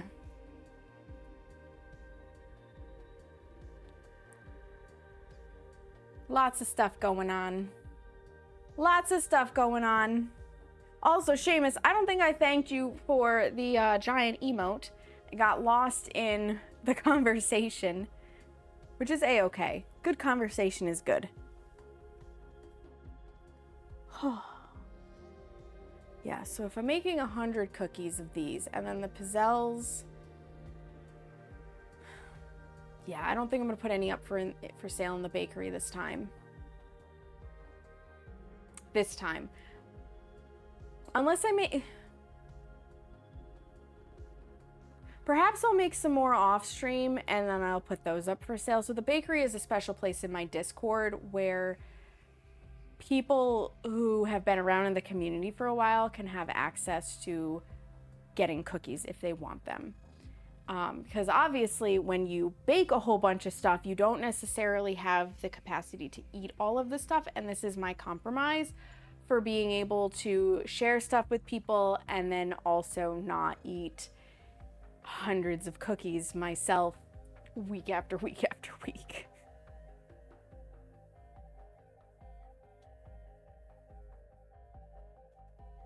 You got your personal contribution? Yes, we are getting cosmetics from this event, but we have to wait for the character customization to come out. Yep.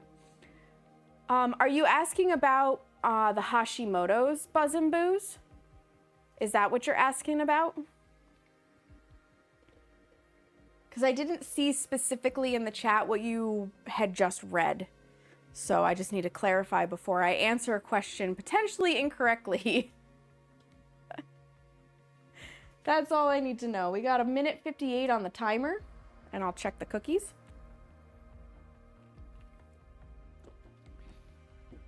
I think I'm starting to smell them, which is good.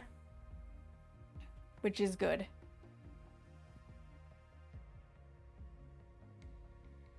No, I guess that's not too cracked. Never heard of most of them. You basically live under a rock. Okay, so... the Hashimoto's thyroiditis is an autoimmune disease. I never would have known I had it initially, except for in order to go to massage therapy school, I had to get a physical. They need to make sure you're in proper health before you're admitted, because massage is a little bit of a physical job. Once I started going for a physical, I will continue to make appointments and continue to go. And part of physicals here in the US, because I'm not sure where you're located, is you get your blood panel. And thyroid function is among that. It's just very standard routine stuff. And they noticed that my levels of TSH were increasing, which is indicative of a hypothyroid, or a thyroid that is not working to full capacity. Hyper is the opposite, where it's overworking. It's just an overachiever and it's causing problems. So we monitored it for 2 years to see if it continued in that trend or if it was a fluke, and it just continued. At which point my doctor ordered a specific test to check for the antibodies, because it could have just been a traditional hypothyroid and no issue, but I have the antibodies present, which means that my body is slowly eating my own thyroid and killing it. It is recognizing my thyroid as a foreign entity that doesn't exist, like it's not supposed to be here. So I get the fun side effects that come with a thyroid that is slowly dying. Timer. Let me check those while I continue to chat. So my thyroid slowly dying means that, yeah, we'll give him another 2 minutes. It needs help, but it also causes random aches and pains. It causes brain fog. I can have a bigger struggle, like I have been right now, with illnesses, because my body's already fighting itself. So when something else comes in for it to fight, it has an extra big problem. Polycystic ovarian syndrome, it has everything to do with the female hormonal system. My ovaries basically don't work right.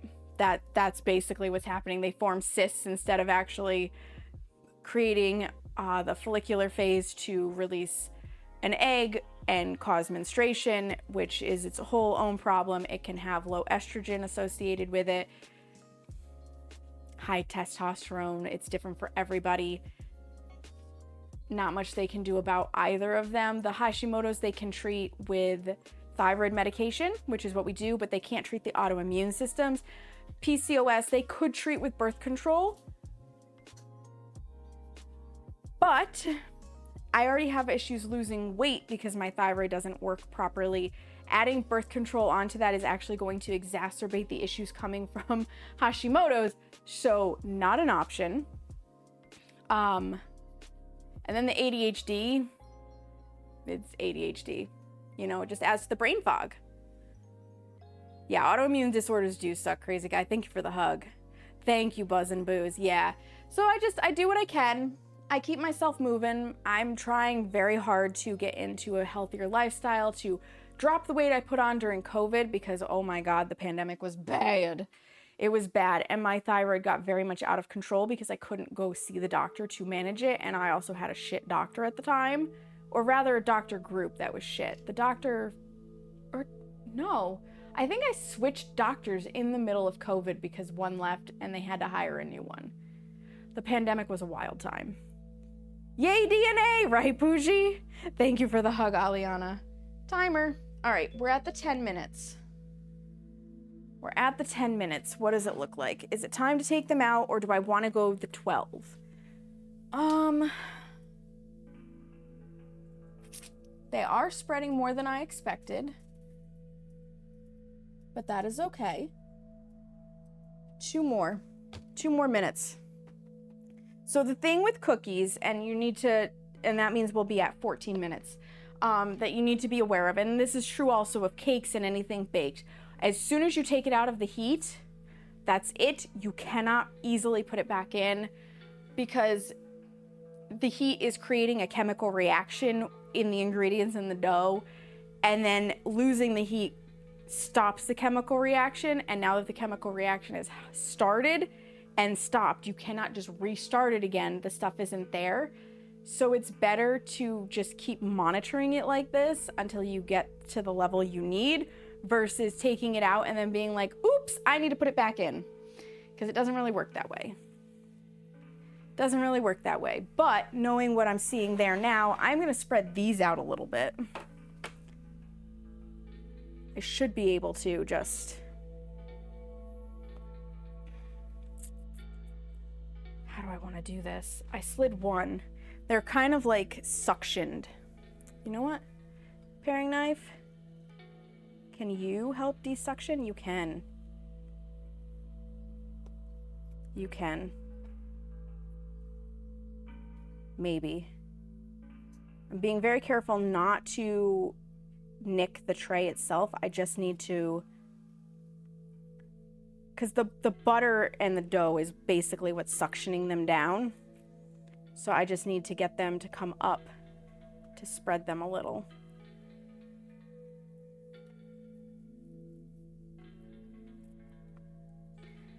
Though I don't know. Come on. They're also suctioned a bit because I did push cherries into them, so it's the center that got really suctioned down. Timer. Timer. Let me take the tray out. We're not going beyond 14. They were ever so slightly starting to get golden. Yeah, they are good. And that's what you're looking for with these. You can take them, if you would like a crisper cookie, you can take them to a much more golden state, but you do not have to. So we're doing 14 minutes. Hopefully these do not bleed together. We'll find out.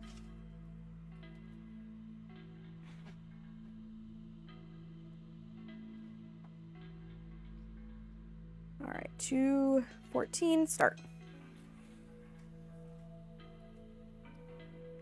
Soufflés I've never tried because honestly it sounds like a struggle. Sounds like a struggle. Hi Echo, welcome in. How are you? I hope you're doing well. Also, I will say hello to everybody who gets a daily self-care check-in who redeems that. If you don't want to chat, you don't have to. You don't have to. There's no obligation to respond to me.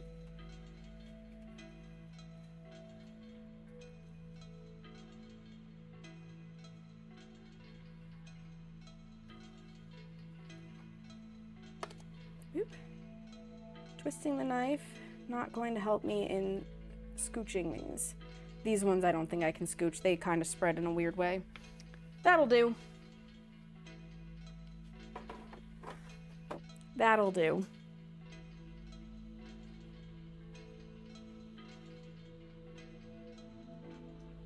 Yeah.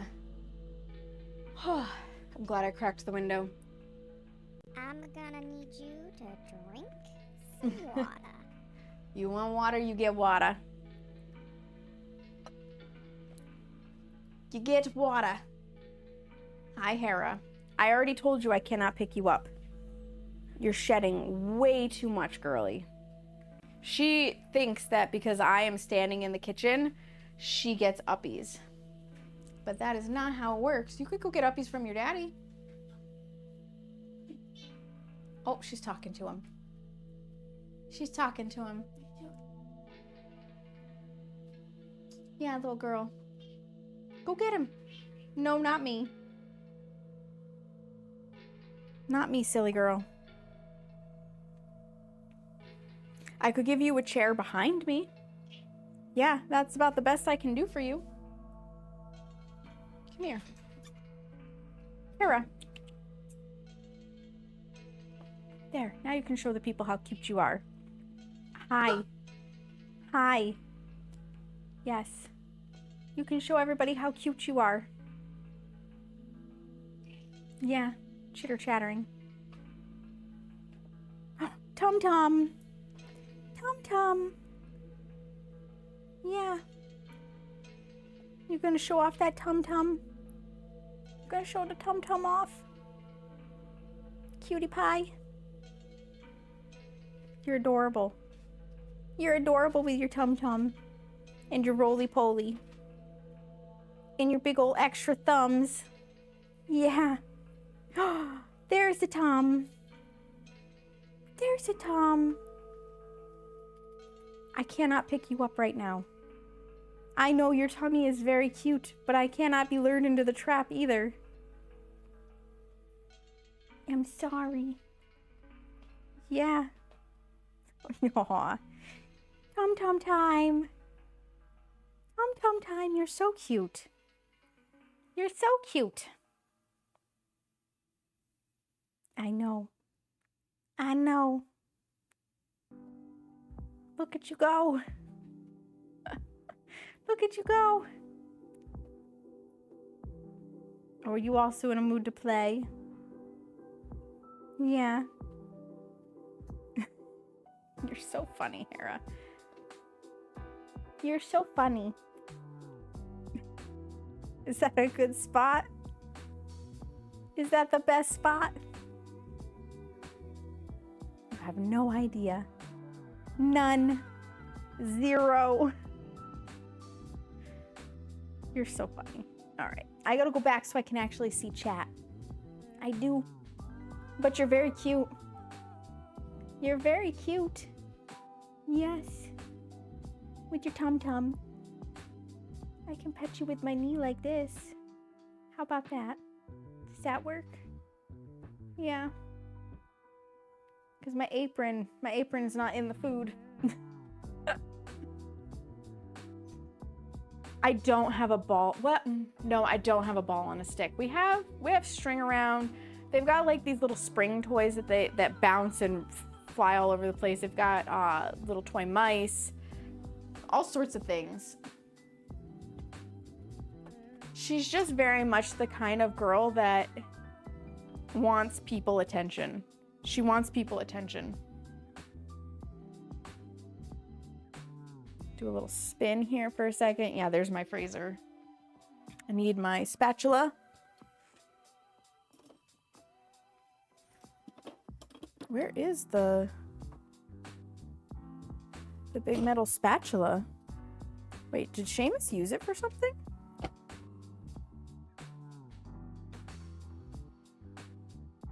No, where did it go? Because I need that one specifically to get under the cookies. Did it get put in the wrong drawer? Yes. It did. Got put in with the not metal stuff. So these can come off of the tray. Oop. Just use the other oven mitt for right now. I forgot to take the thing out to help. To cool the rest of the way.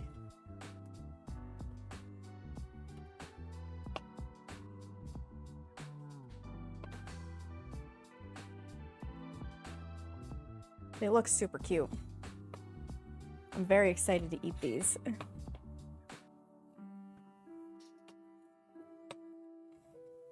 Very, very excited to eat these.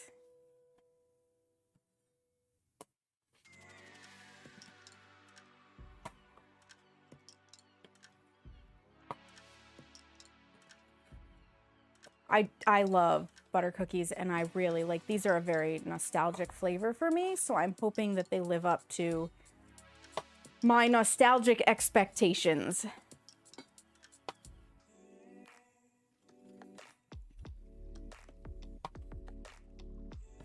And the next time I make them, because I will probably make these again, it'll be that much easier because I will have experience in making them.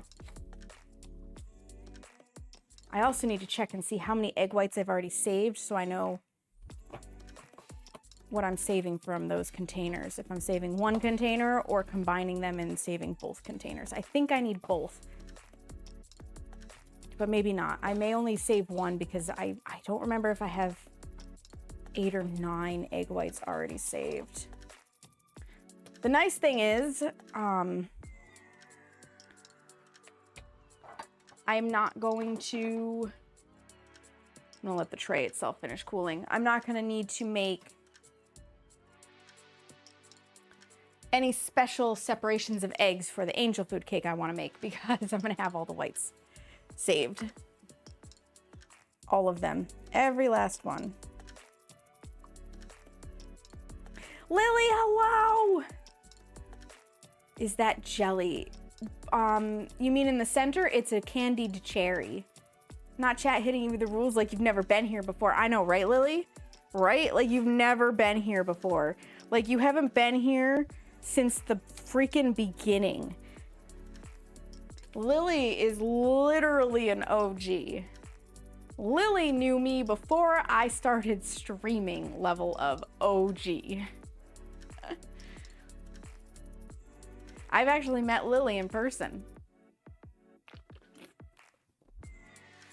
Lily was at one point going through some shit like we all do in life.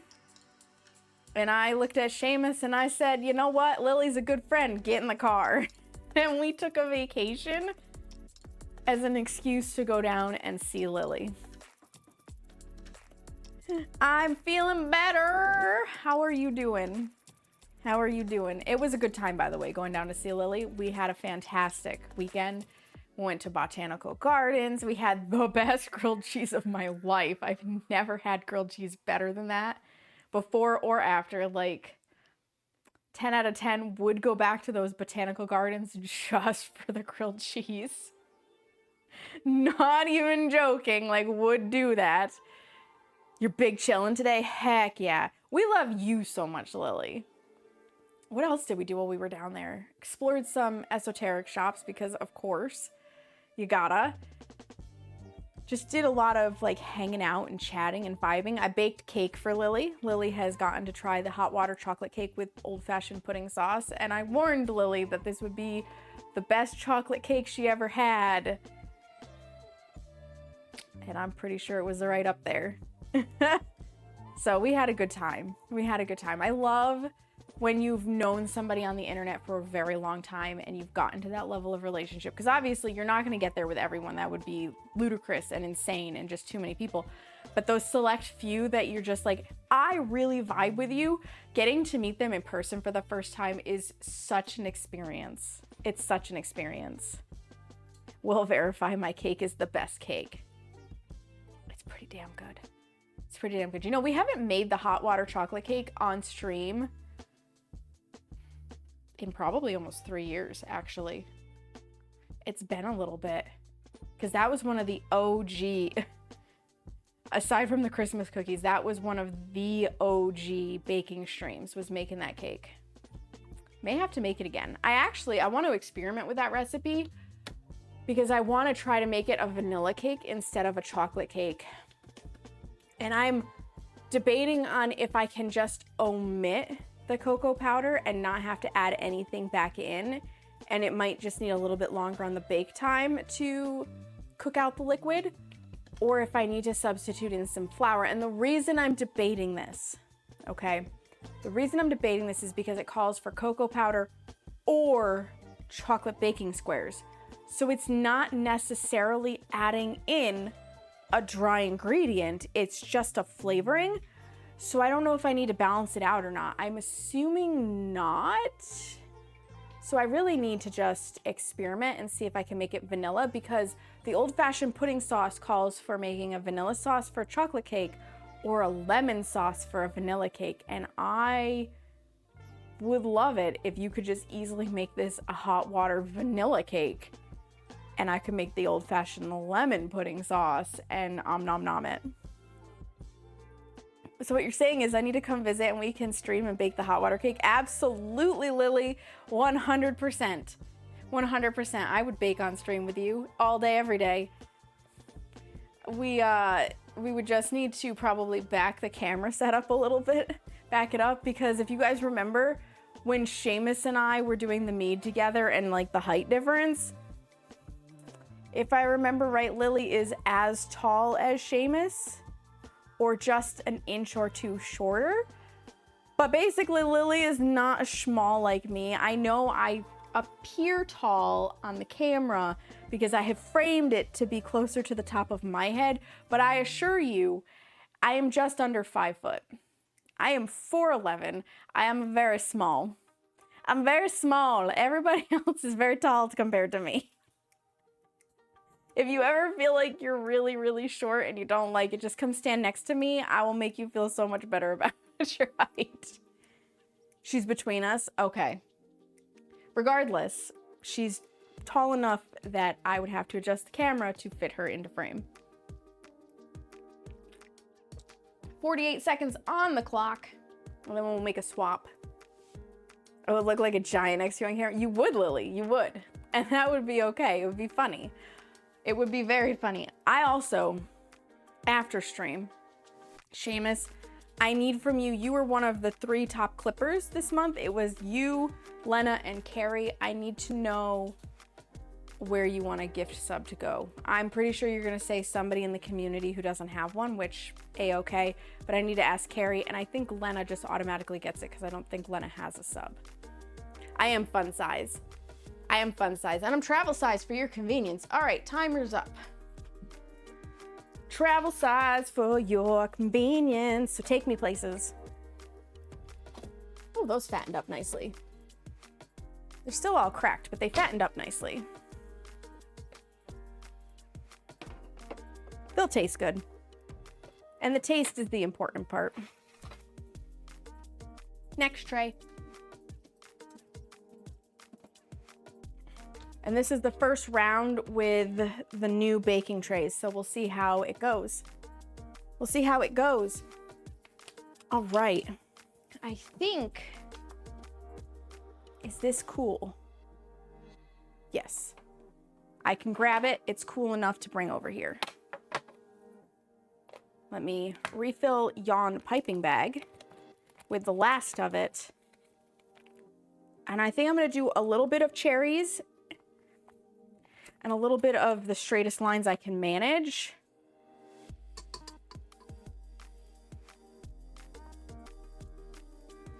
So that way, I'm pre-getting the air bubbles out.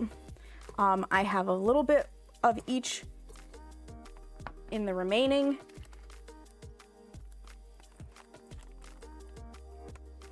And we'll be good to go. We'll be good to go. And then we can start tempering chocolate, actually. Because these cookies should cool down relatively quickly.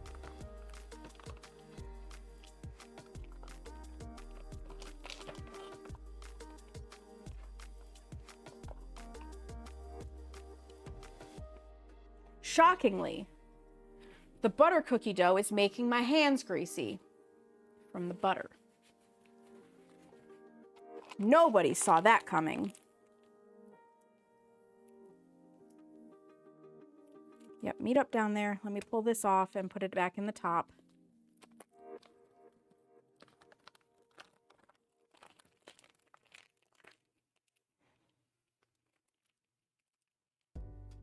Beautiful. Get as much of the grease off as possible so that I can hold on to things. Welcome back from the ads, you guys. We're just prepping to put the last of our cookies on a cookie sheet for anybody who was stuck in that unfortunate ad break.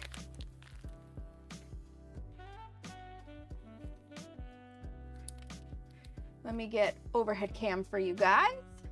Butter, right? Right.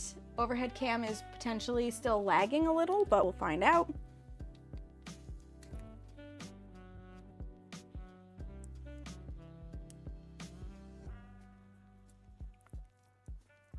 I'm going to space these a little bit further. The dough has definitely begun to just naturally dry out in the air.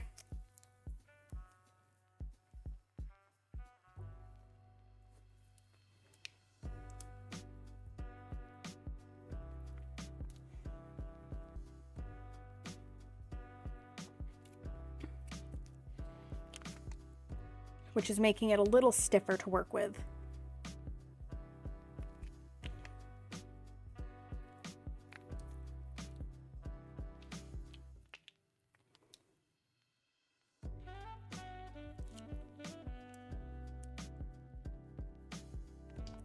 It's okay, we got this.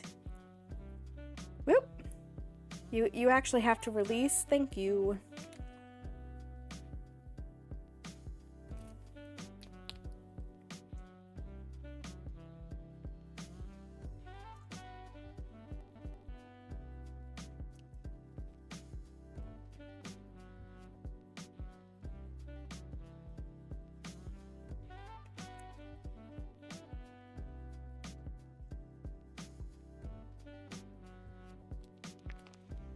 Maybe we'll get more out of this than I expected, more than just this one final tray.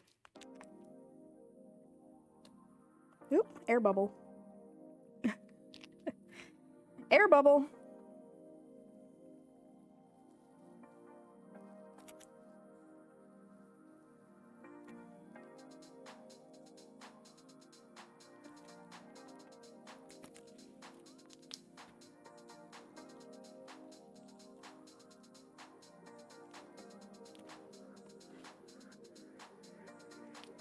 Yep.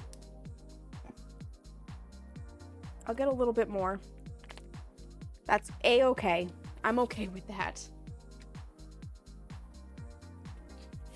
I am okay with that. Let's put some more cherries in.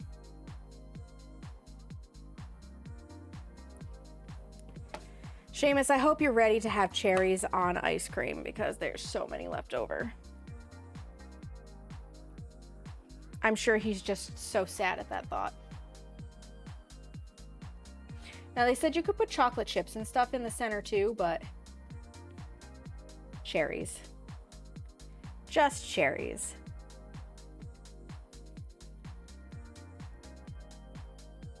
Or you could dust them with powder. I need to look at the video though and see, because with the way my centers came out, I would not want to dust with powdered sugar per se.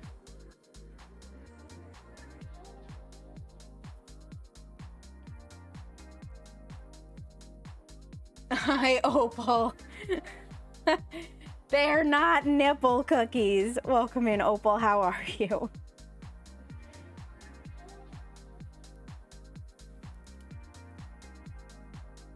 I swear, you guys are more obsessed with boobs than I am. Boobs are beautiful, for the record.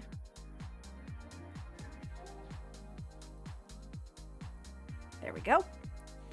Let me get this rinsed off of my fingers.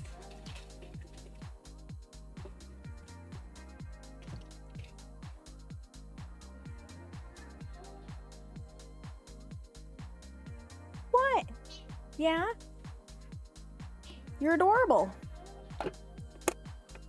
1, 2, 3, 4, 5, 10, 13, 14, 15, 20. 20 more cookies. You love boobs? Exactly. Who doesn't? Who doesn't? They are amazing. Boobs are wonderful. We got 7 minutes on the clock. I'm gonna spin us so we can take cookies off tray.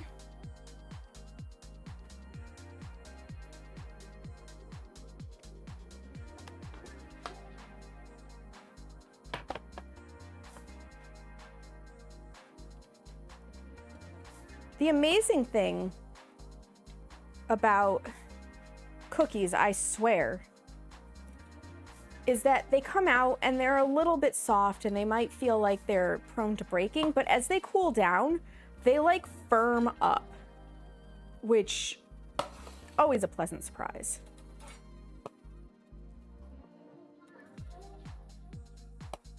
Because these guys are gonna get dipped with chocolate. So they need to firm up. They're not the prettiest looking things necessarily. I have a feeling I could do the dough better, but they're gonna taste good. They're gonna taste good. This lets this tray cool down so that we can use it again.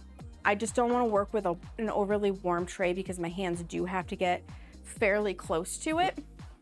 And the last thing I need is to let my hands get super close to a really hot tray and then end up burning myself. Hi, Kags, welcome in. Could see a jam being good in the center like I thought it would. Yes, and I think that was one of the things recommended as filler. Because she gave, the recipe writer gave options for things you could put in the center. The decorating cookie options, and it says quantities will vary depending on how you decorate. Excuse me. Were candied cherries, powdered sugar, chocolate and chocolate chips, colored sprinkles, chopped nuts, desiccated or shredded coconut, and Nutella or raspberry jam to fill cookie sandwiches. So these are actually recommended. Like if you actually can pipe even cookies so that they match, you could make sandwiches out of the cookies. I definitely did not pipe them that evenly. So that's not happening. Let me see though, are the cherry ones ready that we could try one? Yes. Yes, they are. Look at these. Look at how beautiful this is. Isn't it gorgeous? I know the red doesn't come out as brilliantly. Oh my God, they smell so good.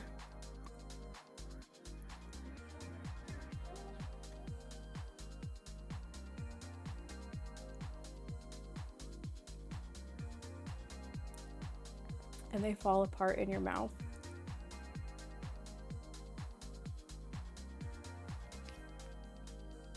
They're good. They're really good. Let me go bring one to Seamus, or he'll be sad.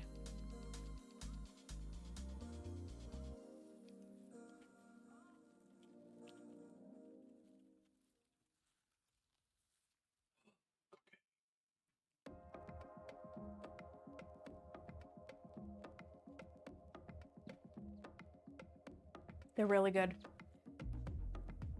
They're really, really good.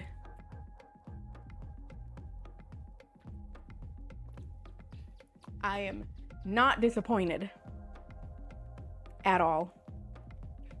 Oh, it looks like the internet's struggling a little bit. We have dropped some frames today.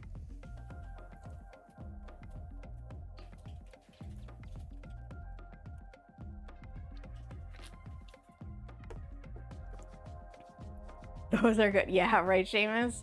I'm also starting to get phlegm in my throat a little bit. So I may have to step away at some point to deal with that, but we'll see. It's good though. I will say this, it's good to have the phlegm in my throat because it means that I am expelling it out of my bronchial tubes where it wanted to lodge itself. So that's not a bad thing. It's not a bad thing. Where did I put the tempering instructions away? I think I did. Because I am gonna need the chocolate tempering instructions.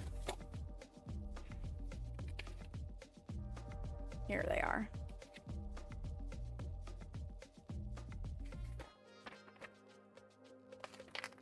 We didn't get to see it when I did the shortbread cookies, but we are gonna get to see it today. Wow, it's warm in here. Yeah, it's up to 75 in here. I'm gonna open the window even more. Ugh.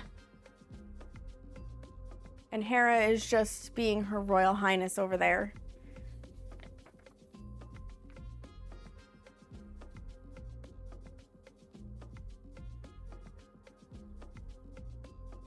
So we are going to be tempering chocolate after the cookies are completely done. So I'm only gonna be dipping the straight line ones. We need them to be fully cooled before we dip them in chocolate. But it's gonna be fun. Minute and a half on the clock. Yep. And we're up to 108 cookies and we've got a little bit more. Yep, okay, the tray is handleable. Just bring this over here. I will turn on ye old overhead cam. Let's get the last of the cookies on here, shall we?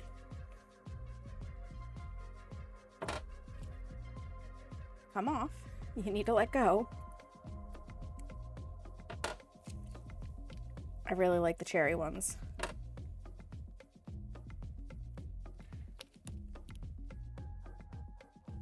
And we'll do just a couple more, or like one more. One or two more of these.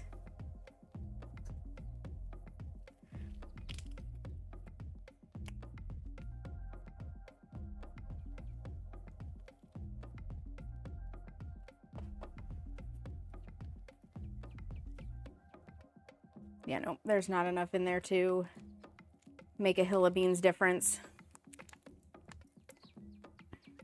That's it. That's the cookie dough. So we'll get another 5, 6, 7, 8. 2, 4, 6, yeah, 8. Timer. Dismiss. Let me go pull the cookies. One comes out, one goes in. Haven't said that yet today. Oh my God. Okay, the black trays cook way faster, or the dark gray, or whatever color you want to call this. So these are very golden. Should have been paying closer attention. Now we know. We'll take 2 minutes of time off the clock.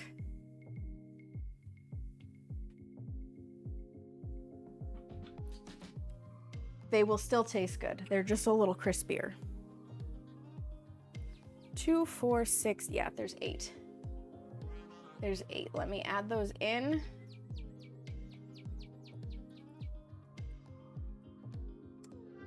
So our total today comes to 116.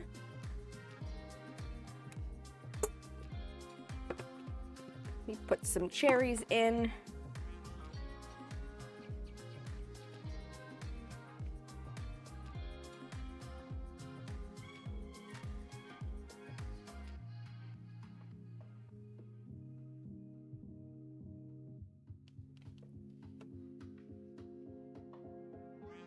Gonna have to just eat half a cherry that I cut.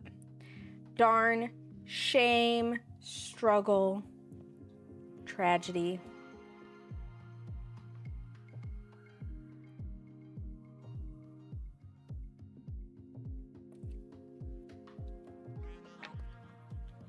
Delicious.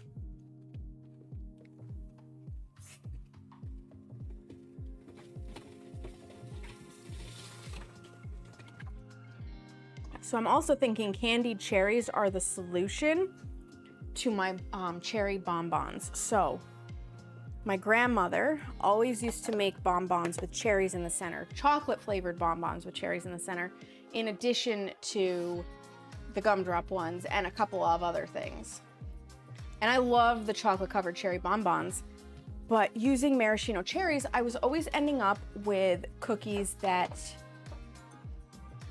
were soggy, I guess is the best way to put it, because the cherries couldn't fully dry out because they were encapsulated in dough.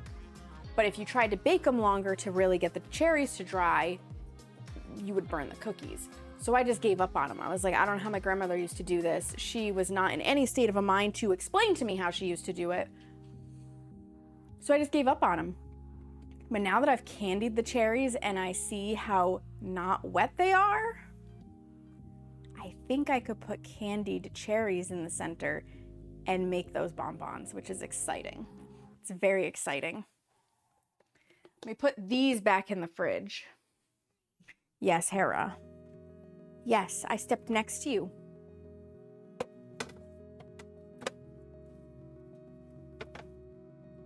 Okay. What? Hi. Yeah? Do you need to tell me a whole lot? Yeah. Hi. You're very cute. You're very cute. Yeah, you can rub against me. You gonna flip-flop? You gonna flip-flop again? You're adorable. I still can't pet you. You're still a shed machine, and I don't want to deal with that right now. Yeah, I also don't need you climbing on my shoulders and being a parrot cat. No. You are Polydactyl, not Polly the parrot. Yeah. I know. Tom Tom! Look at that cute Tom. Look at how adorable that is. I love your furry belly. Yes, I do. You're very cute. You're very, very cute. The problem is she knows she's cute. She is a shameless show-off. She's like, I can be both. She can be both, Gags. She can be. She's not afraid to let us know that she can be. Whoosh, away she goes. All right, things need to go. I mentioned that I'm knocking things all over the place today, because I am. Things need to go in the sink in a logical manner.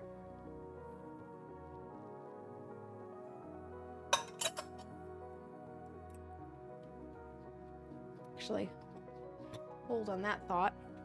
She's down from this chair. I can move that. All right, the piping bag trick.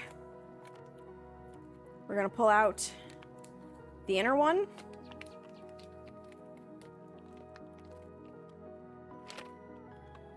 So we do have a little bit of dough left over that we just couldn't squeeze out. That's fine.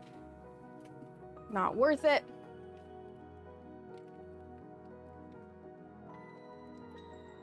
And then to get that out, because it's very much jammed down in there, I'm just gonna turn this inside out. Not push up on the sharp tines, because that would be bad.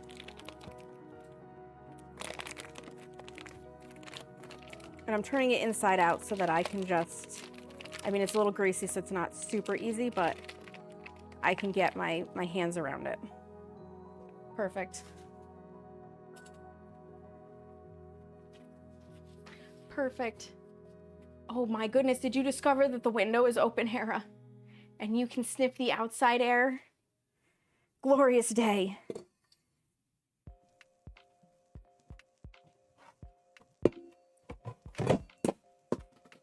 Forget it. It's staying on the floor for right now.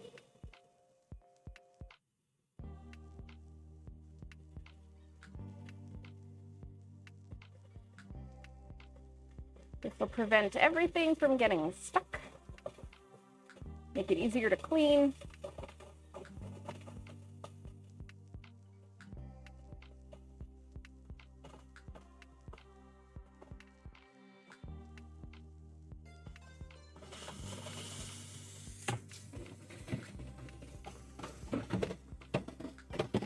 Now that'll stand up. Now I can grab this. All right. These go in to this hot water. This is gonna settle in over here. I'm going to swap it to cold water so I don't burn my hands off and rinse them.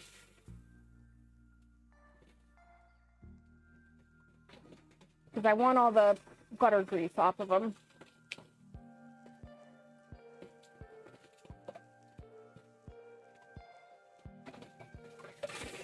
There we go. Much better. All right, how many of these egg whites am I saving? I can't separate out one from two, so even if I need 3, I can only save 2. I have to make more lemon curd though, so I'm gonna get more egg white. How many do we have in the freezer? 5. Yeah, I need 3 egg whites. I may actually just toss those and go with what I get from the lemon curd. Decisions. Because I'm gonna have to toss egg whites one way or the other. And Seamus and I don't eat just straight egg white omelets. So it's not a case of like just using them for that. I try to reuse everything as much as possible. It's not always possible. There we go. Beautiful. Now, I just need my watch to not have water under it, because I don't like that sensation. It's one thing if I like go swimming and I come out damp and wet and stuff, and like my watch is a part of that. It's another thing when I just get water up under it on an otherwise dry arm. No bueno. Do not like. Do not like. So for the chocolate tempering part of this, I'm gonna need a pot. A little pot. That's too big of a pot. The little pot must be in the sink. It is. And it's gonna need water. So tempering chocolate requires a bain-marie or a double boiler. And I find it easier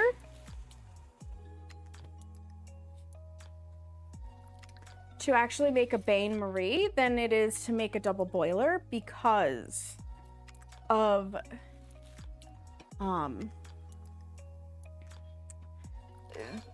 the bowl I want to use for the tempering. So if you use a double boiler, you need to be making a lot of chocolate. Like a lot of chocolate. Because the double boiler portion is very big. I don't need as much chocolate. I'm not dipping that many cookies. Therefore, I don't want a huge pot. Could save them for the cats and give them as a food topper, special treat. The extra dough, I don't give my cats that kind of dough.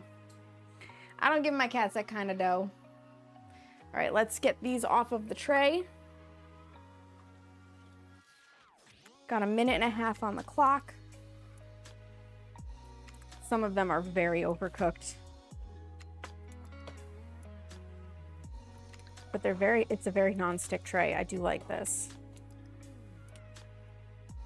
So I would say these are a good replacement as well for the Tefal air bakes if you are looking for options. I like the Nordic ware, but when it comes to cookies that want to stick, these might be better.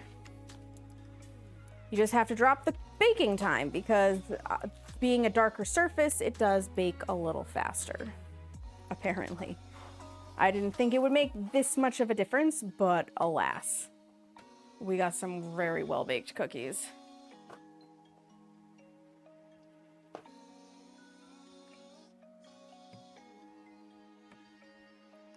Just scoochy these over. Give myself as much room on the cooling racks as I have available. I also know that timer is going to go off in a moment. And I will pull the tray when it does.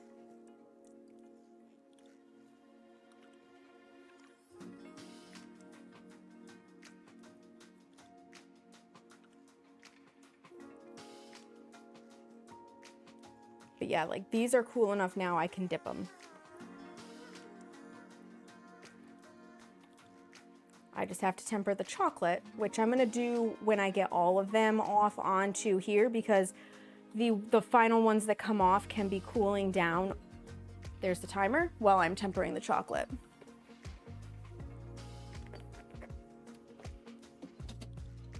Yeah, much better. Much, much better. All right, timer. Dismiss you. Put this tray in. And then give you your 2 minutes back and start.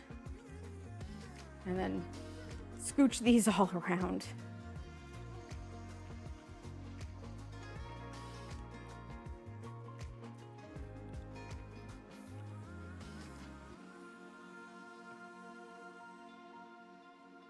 Yeah, so some of the darker ones I definitely won't be taking with me to Easter.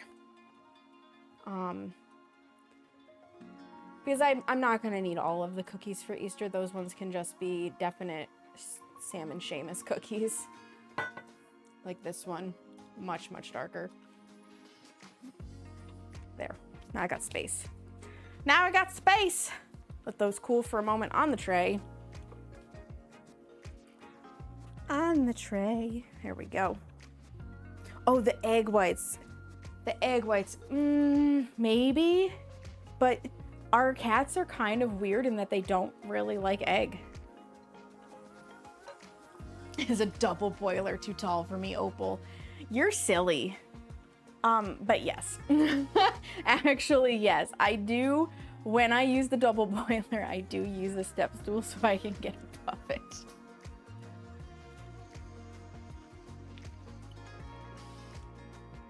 That is a thing. I could swim in a teacup, Seamus. Oh my goodness. Oh my goodness. You're enjoying being a whole 5 inches taller? It's not a hard feat against me.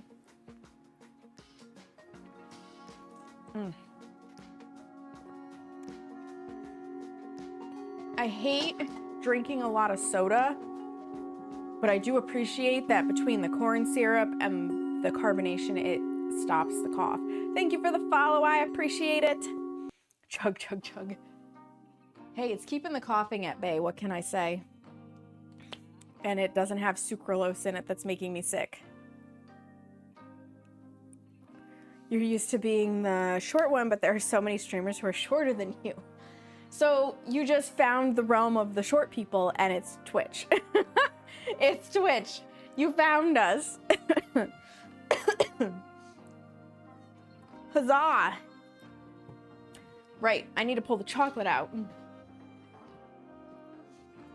Because that is extremely helpful to tempering chocolate, is actually grabbing the chocolate. All right. So, chocolate tempering wise, you need the best chocolate you can get your hands on, and it needs to actually be chocolate. It cannot be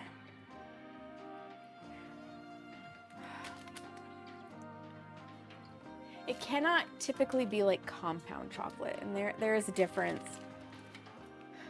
And I've done all the research, but like the information is just blanking on me. But I have found good luck with Ghirardelli. Ghirardelli is not the highest quality chocolate out there, but it is a decent quality chocolate that you can work with.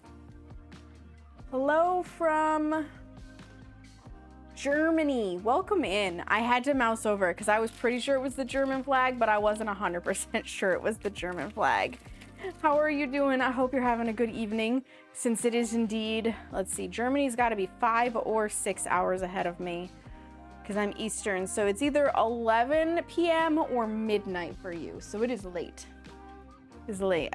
I'm convinced that all streamers are some sort of neurospicy. It feels like it, doesn't it, Opal? I am convinced too, because I'm pretty sure there is not a single person who streams on Twitch that does not have some form of ADHD. I feel like Twitch tickles our ADHD in the right way. Just had a blackout. Half the city was empty. Holy crap, Buzz and Booze. I hope that everything is okay now. It's now midnight. Yup, you are in, yes, midnight. So you're 6 hours ahead. 9 hours ahead of me, so 6 hours for you, unless daylight is, so daylight time can screw that up, yeah. Yeah, it can. We gotta pull cookies off the tray.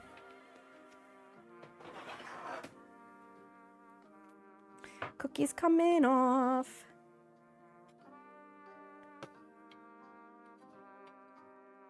They're not the prettiest line, but they'll do. They're gonna be yummy. I'm so ready for these. You have no idea how ready I am for these.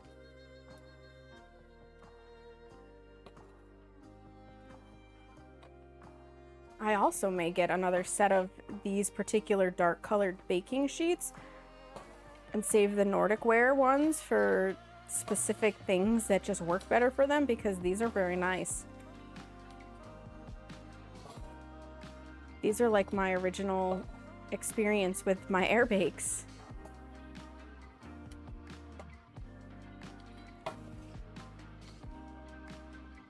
Oh, sweet, delicious cookies. I'm gonna have to get the cherry ones into a container. That much is for sure certain, because I'm gonna need the space for the last of the cookies coming off.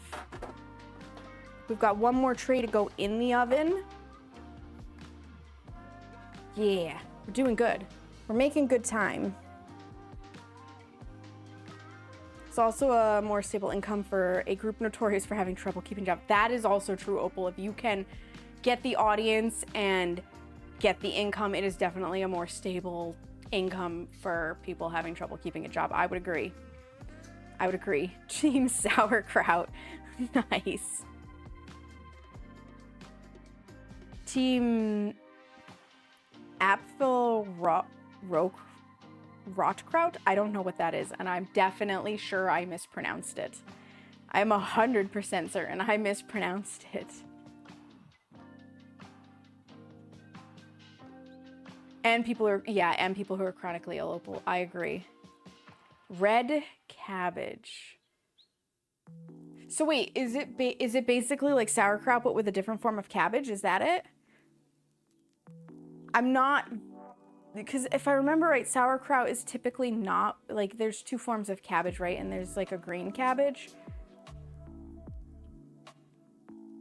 I'm knowledgeable in sauerkraut to the extent of I've seen pictures on the internet. That is the extent of my knowledge on sauerkraut. And I'm pretty sure it's usually green.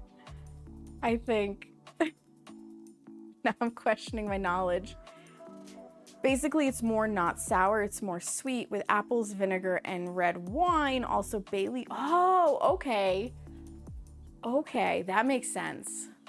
Wine and sauerkraut is fascinating. Don't think you've ever seen it purple. Fair enough, Kags. Fair enough. Sauerkraut was not one of the things that we had when I was growing up, so it's not one of the things I'm used to. I'm sure I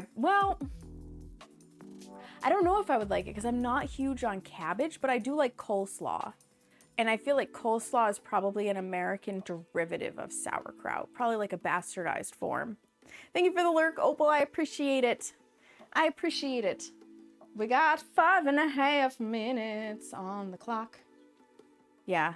Usually eat it during cold days because it gives you this Christmas feeling due to cloves and all the distinct cold time spices. Cloves. Interesting. Interesting. I'm assuming you meant cloves and not gloves. I'm assuming that was an autocorrect. It's much intense in flavor, true, but it's not fermented. The white one is fermented. Okay. Good to know. Your English is pure dog water. You're fine. You're fine. For the most part, I can extrapolate what you mean. I can figure it out. I can usually figure it out. Yeah, fermented stuff I sometimes struggle with because of having IBS. My guts just don't digest things properly because they're spiteful. So, you have English skills, more or less. You know what? You have more skill in English than I do in foreign language, so at least I'm assuming you're using English as a second language. English is my first language and my worst language and also my only language. So, like, I am your standard American that went through public school, and while we had language classes, it was Spanish or French. I don't remember most of it.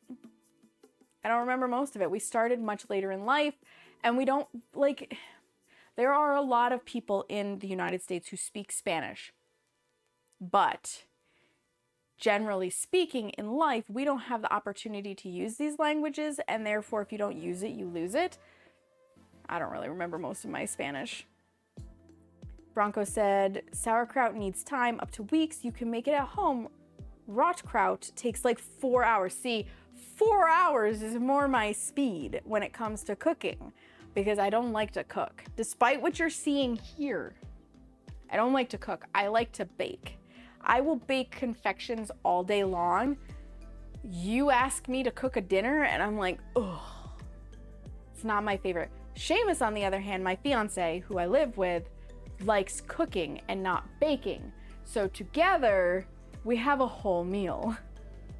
He is happy to do all the cooking, and I'm happy to do all the baking, and occasionally, like, we'll dabble in each other's territory, but for the most part, he cooks, I bake. And that is fine by me. That is fine by me. We got 2 minutes, 40 seconds. All right, so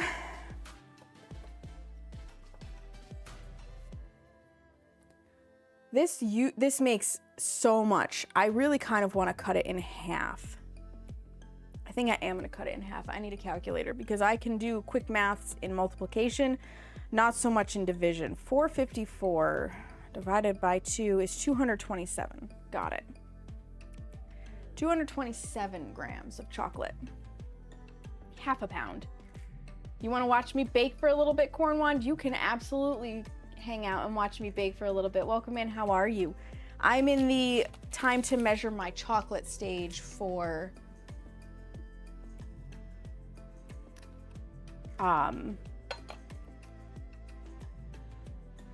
tempering. The words will come to me.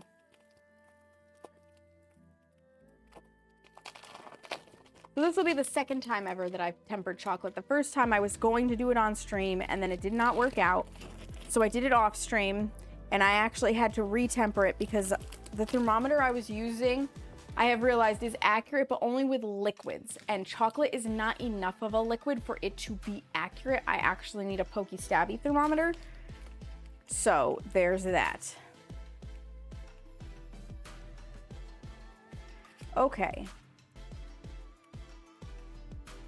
So we only placed 340. So out of 454 to go down to 340 is 114 grams.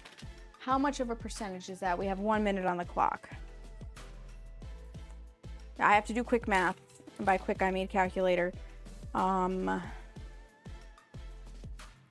Divided by 454 is a quarter of the chocolate. So we're gonna reserve 57 grams. 57.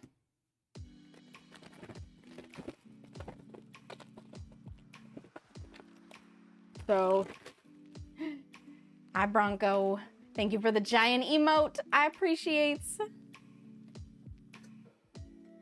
what you say. Everyone does what they can. You don't judge. You can also learn things by watching that you wouldn't understand. That's true, that you wouldn't understand otherwise. You're not incorrect. I have 8 seconds. I need to pull cookies, change them out, and then we'll get to measuring.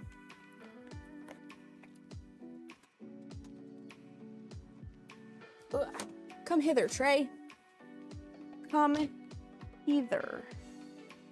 So I can put the last tray in.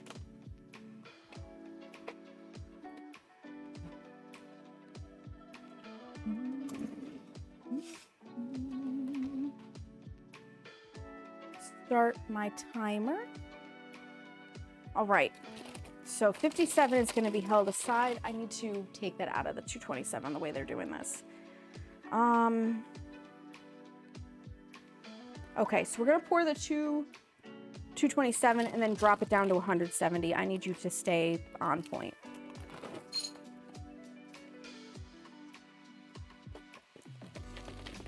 Here in Germany, we learn like 50 million languages, which makes sense because you guys border all sorts of countries that speak all sorts of languages.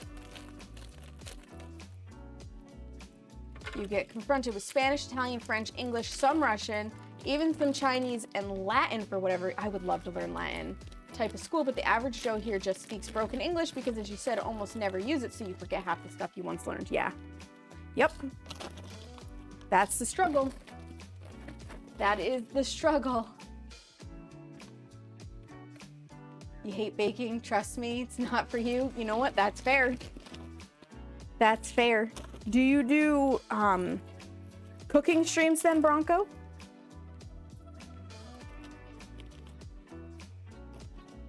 $218, 23, 24, 25, 227. Okay.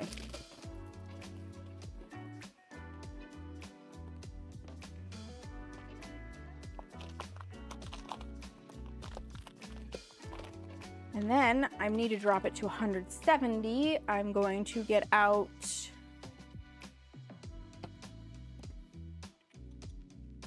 another glass.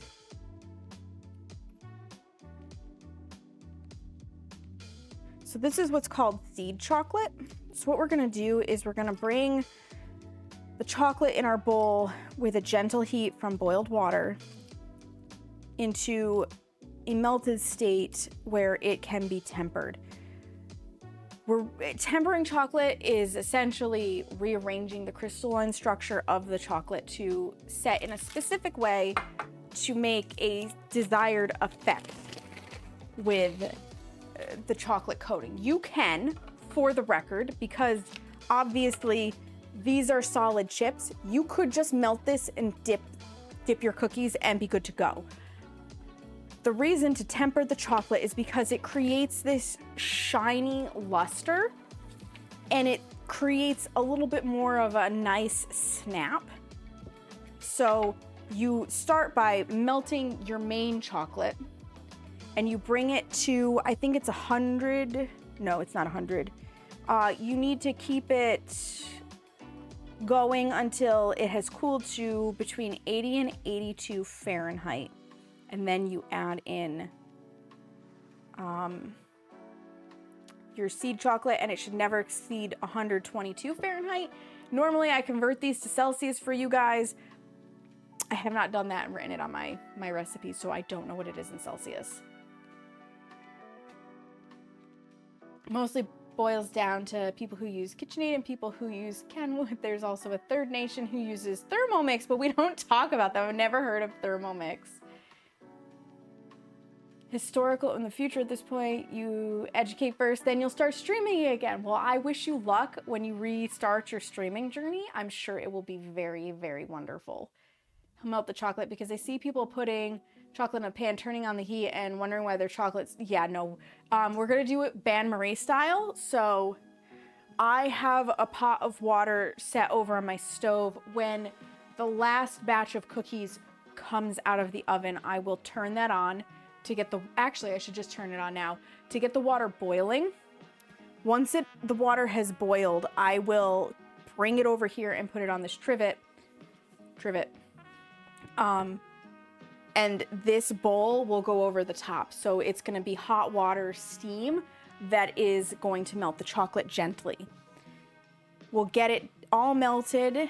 We'll bring it down to the required temperature, for which I have Jan Pokey thermometer.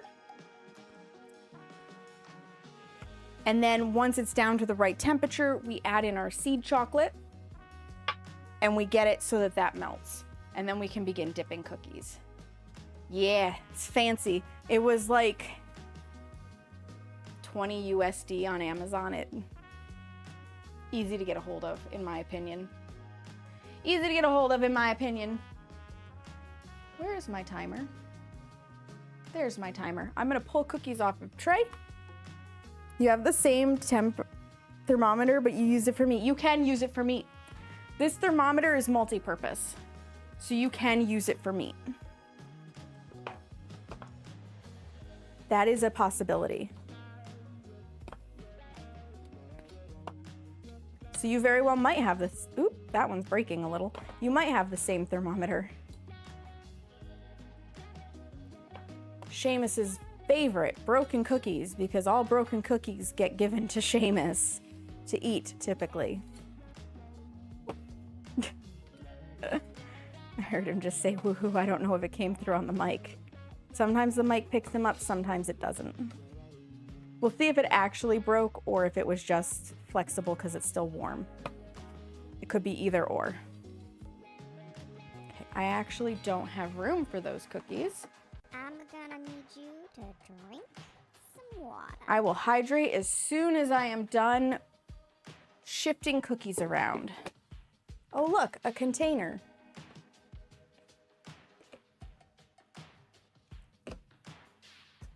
Yeah, it's amazing how, like, the cherries are a little sticky, but they're not super sticky now. Because the sugar just basically solidified a little bit more that they were cooked in to make them candied. It's amazing. It's amazing. The science of baking, to me anyways, is very fascinating. I think that's part of why I enjoy it as much as I do. I hear a teammate.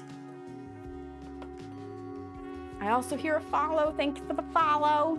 I will be able to see my chat in a second.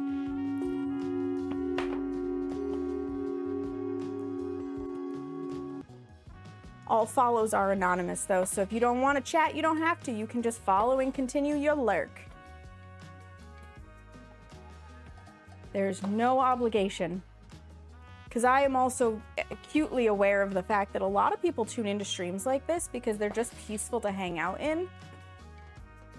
Or co-work to, which I'm here for. Like,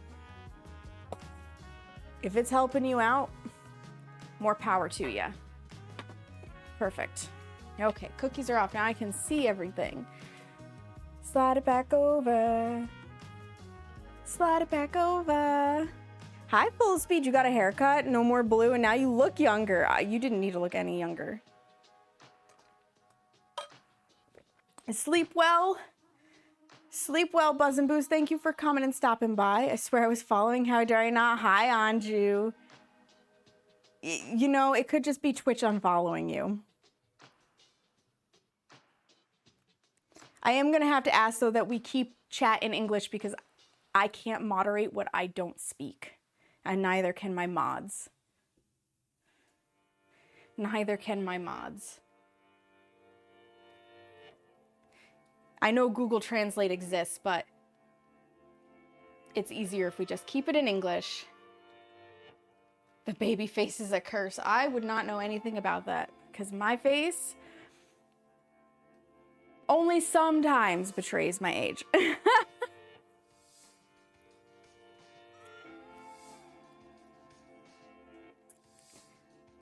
Only sometimes.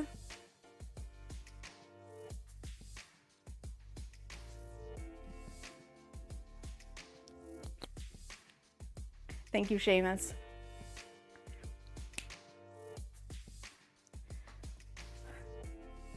I'm forever 25. Full Speed, you're too kind. I'm short enough to feel like I'm forever 16. I'm short enough to feel like I am forever 16. But alas, nope. I'm gonna be 37 in May. But that also means May is gonna be a birthday stream month. I have no idea what I'm doing yet for said birthday stream, but it's gonna be fun. Maybe we'll bake my own birthday cake again to start it. We did that last year. We baked a lemon pound cake, which was delicious. And then I played Phasmo with friends. Possibly some DVD with friends. I'm trying to remember because last year we had 3 celebrations back to back to back. We had the streamiversary in February, and then I hit 1,000 followers last year, so we had the follower celebration, and then it was my birthday, and like all 3 of those events have just blurred together. I'm pretty sure Mount Your Friends was involved last year. God, that game is hilarious. Have Seamus bake me a cake, a mead cake. I do make mead cookies. This is true. I do. I need to turn on the water to get it boiling. Before I forget, because I may have almost forgotten. ADHD, say what? Mead cookies are delicious.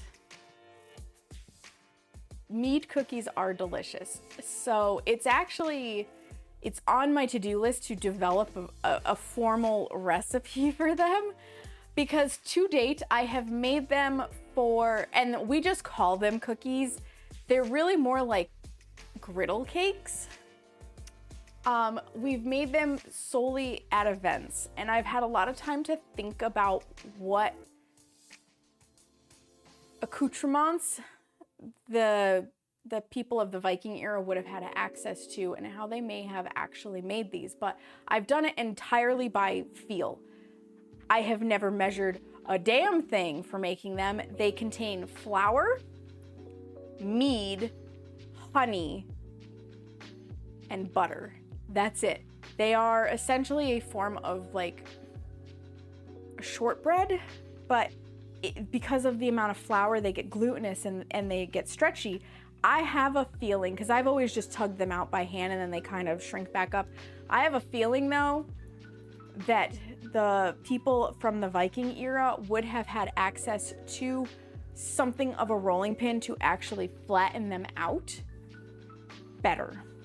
So, like I said, I've always done it by feel. So I would like to actually measure the ingredients as I go and measure as I'm adding to get a better idea of how much did I use. And then from there, write the recipe down. And I want to try using a rolling pin because you mix the ingredients and then you stretch the dough out. It's not leavened. There's no yeast. There's no way for it to rise. And then you fry it on a pan in butter. Like you just pan sear it. It's amazing. They're delicious. How do you sign up to get sent cookies? In my Discord. In my Discord, Anju. Once you have one cookie, you're gonna want them all. Full Speed speaks the truth. Every time he gets new cookies, he suddenly wants 50 dozen of said cookies. Already sounds amazing. They're really good. Claim the category. I would be very proud if more people would engage with food, and I would find it awesome if people like you inspire Twitch even more. I love talking about cooking or baking. You know what, Bronco? I hope that I am inspiring people to do this more. I know a lot of people who do food and drink stuff because I am part of the Twitch food and drink club. They stream in the just chatting category because they feel that it helps them reach a wider audience, that most people don't look in the food and drink category. But I personally feel if I'm making food and drink, I'm going to stream in the food and drink category. So I will always be here when I'm doing this. It is a sweet flatbread, yeah. Yep. I'm 1,000 states away. You know, Full Speed, you have the ability to travel. You have a vehicle. We are the club, we are. I think 50 dozen isn't hard. I do believe your magical baking powers sent down by Zeus himself. If Zeus sent me my magical baking powers, Full Speed, somehow I would be impregnating these cookies, okay? Let's just be honest. Everything Zeus touched got pregnant. I don't understand how, but that was Zeus's real superpower. Hera, or, oh my God, I'm gonna mispronounce the name. Hephaestus? The Hearth and Home one. It's not Hera. I can picture it, but I cannot pronounce it. Athena would have been war and hunting. Timer. Let me pull those out. Water is not yet boiling, and that's fine. Because until I take these off the tray, we cannot start tempering the chocolate. So here's the thing. Once you start tempering chocolate, you are tempering chocolate. There is no stopping. There is no doing anything else. Like, the chocolate has your full undivided attention, pretty much. I will be able to glance over at chat, but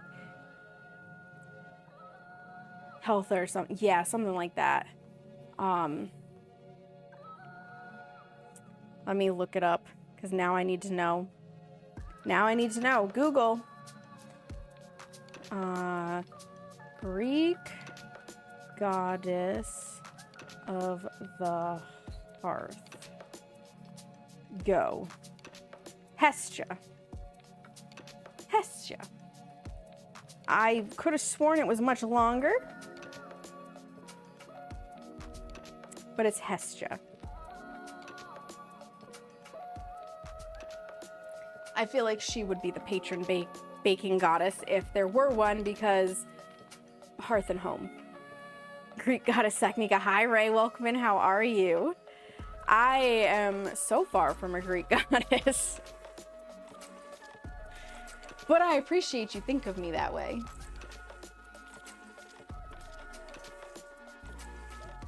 I'm going to need... because we're not going directly into heat, I can use... I don't know where that one came from. Do I? I don't know where that one came from. I have another bigger spatula, don't I? Or do I have to wash the one we just used? I may have to do a quick wash. There it is. I knew I had another bigger one.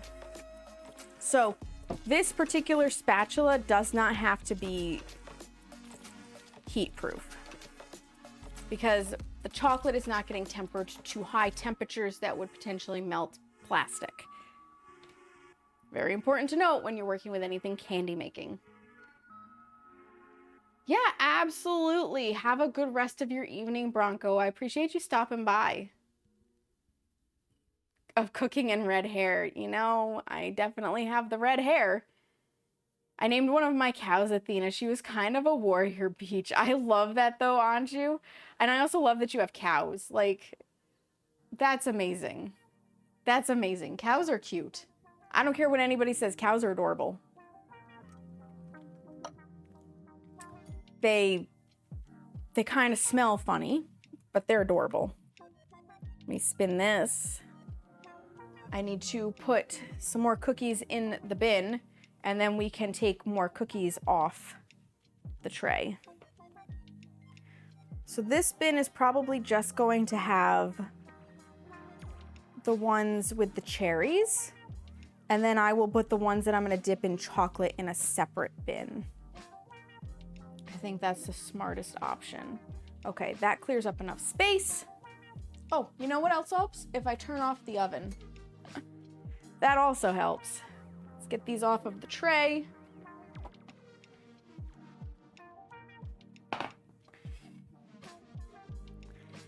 That way all of the ones that are going to get dipped are ready to go. All of them are sisters and not twins. There will be 0 sandwich cookies in this economy. But they're going to be yummy. They're going to be very, very yummy. All right, and I'm going to turn the heat up on the water to get it. It should be warm enough. We're getting there. We're getting there.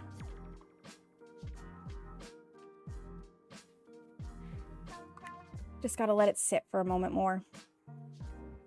Just gotta let it sit for a moment more.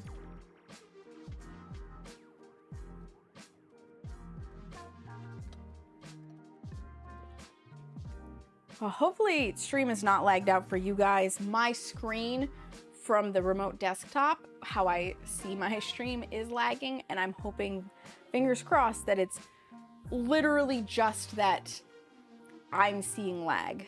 And it's not that I'm actually lagging on stream. Because that would stink.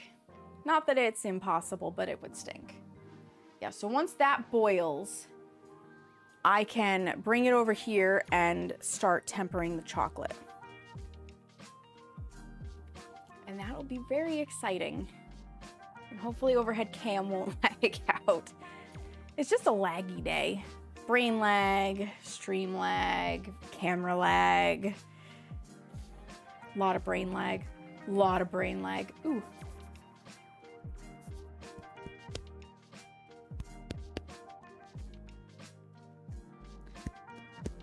Little thymus thump there to try and clear the throat. It worked. It worked. It's totally safe. I promise I'm not punching myself. It's just a little like less than you would use to knock on a door. Right on your sternum. It can help knock stuff loose. They call it a thymus thump because it's where your thymus lives if you still have one. Fun fact, a little bit of anatomy and physiology for you guys. Everybody's born with a thymus. The thymus helps you to gain your immunity as you are growing up, going, from infant to adult. Around the age of 30, your thymus dies. It is a very natural process of aging. Your body just slowly reabsorbs it. It is what we have done for eons. And that can be why, as you get older, you are more susceptible to illness. Because now you are no longer having as easy a time building antibodies. You can still do it, just not as rapidly as when your thymus was still in play. So today you learned that, but knocking on your chest is called a thymus thump. It's very normal. Also, fun fact, there is a percussion technique, we call it tapotement in massage, that was developed because of cystic fibrosis, which is where you have too much fluid that's just naturally filling up in the lungs. Those people have not great life expectancy and not great life quality. But to help clear it, you cup your hands like so, and then you just pat the back. I am completely frozen on my screen. Am I frozen for you guys? There's the question. There's the question. Boy. Droid cam has frozen. All right, you're gonna see blank screen for a minute. I have to close and reopen droid cam to get it to restart, because I am completely frozen. Oh, droid cam, why do you do this? Start. There we go. There we go. Problem solved. But anyways, what I was saying is you cup your hands. So I was frozen. So you cup your hands like this, and you just lightly tap on the upper back, specifically the upper back. You don't want to come lower than like where the ribs start to curve in, because your kidneys live like right here. Okay, your kidneys live like right here. And if you do tapotement over the kidneys, it's gonna be a bad time, okay? It's gonna be a bad time. So you stay on the upper back, but they actually developed this for people with cystic fibrosis because it helps knock some of the stuff loose so that people can cough it up, and it improved their life quality and stuff. And we still use it in massage therapy today, just for various things. And I've actually been using it on the front of my chest to help knock shit loose from my bronchial tubes so that I can cough it up and get it out of there so I can stop coughing. It is just a thing you can do. Lightly, safely, easily. Let me check my water. My water is ready. Okay, so I have boiling water. It will not look boiling over here, but it is in fact that level of hot. I will turn on Yon overhead cam. Overhead cam is apparently experiencing a freeze as well.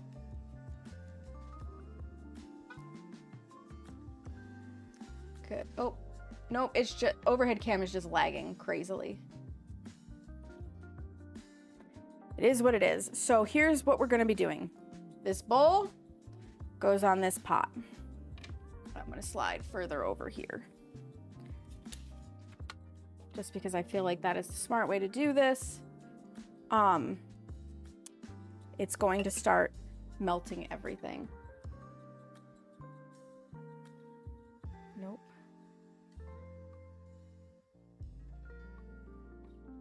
I need to get this in just the right location. You should not be able to see that.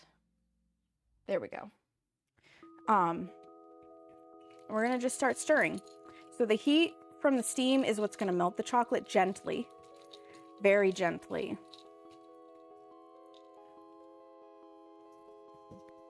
One moment.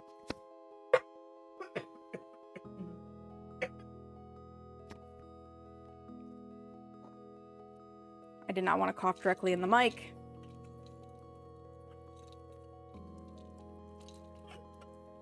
Yes, the bowl is gonna slide around a little bit, and that's okay.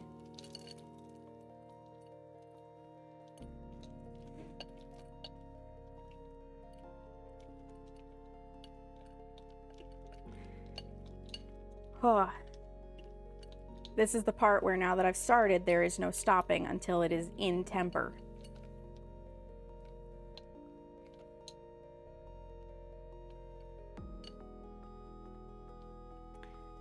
Sort of. Like right now I could step away because we're just melting.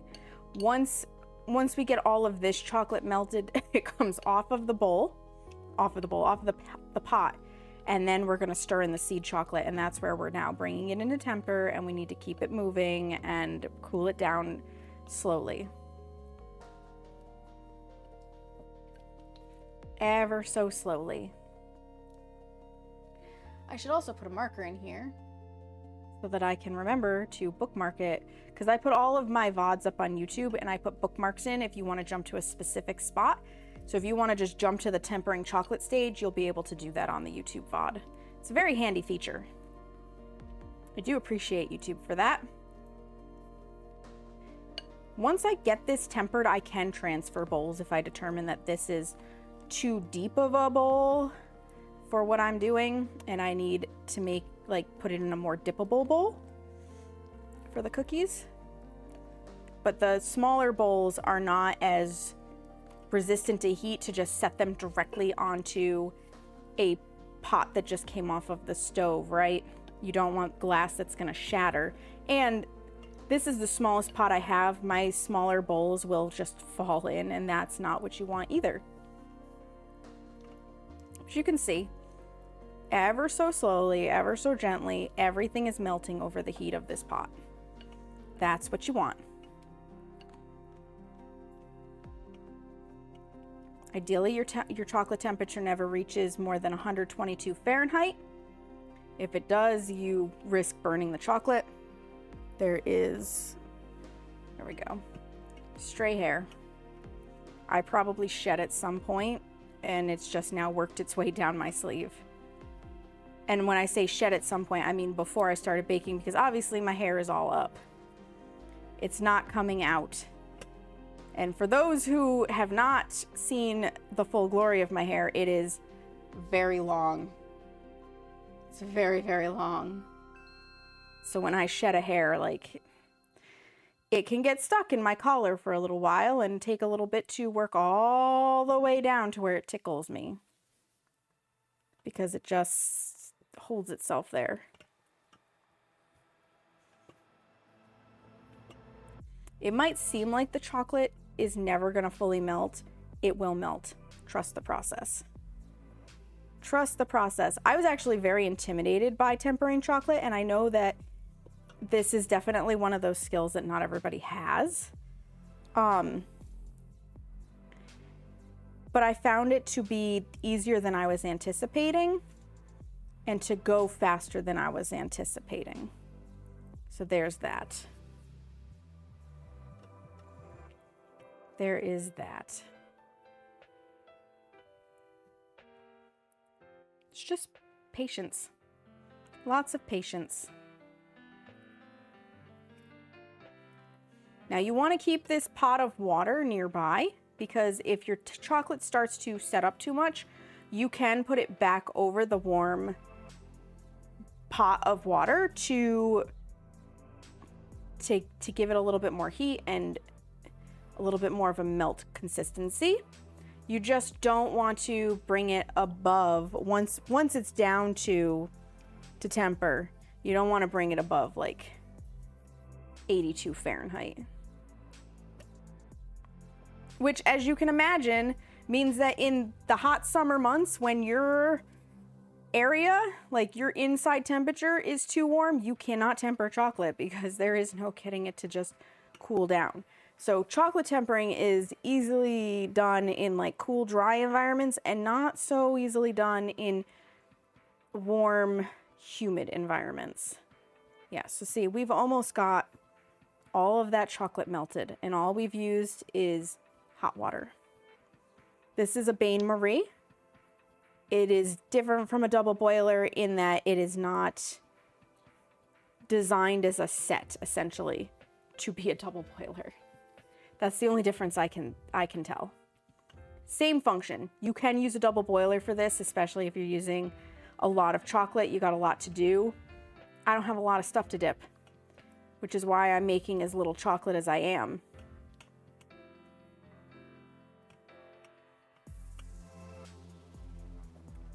I've got a few dozen cookies to dip half of them in this. You don't need a ton of chocolate to do that. So I'm not making a ton of chocolate. All right. There we go.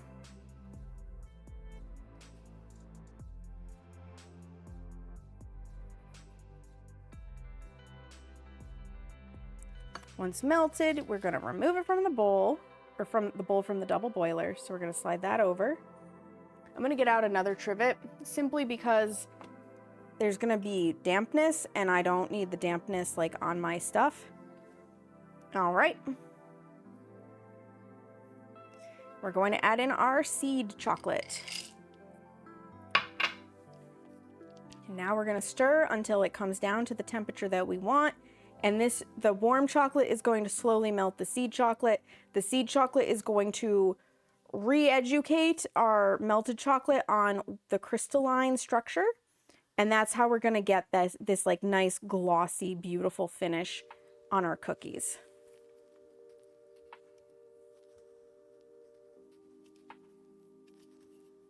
It's a process, but it's worth it. It's definitely worth it, in my opinion. You really need, unless you're using a compound chocolate that can handle it, if you're making something like truffles, tempering the chocolate is for the best.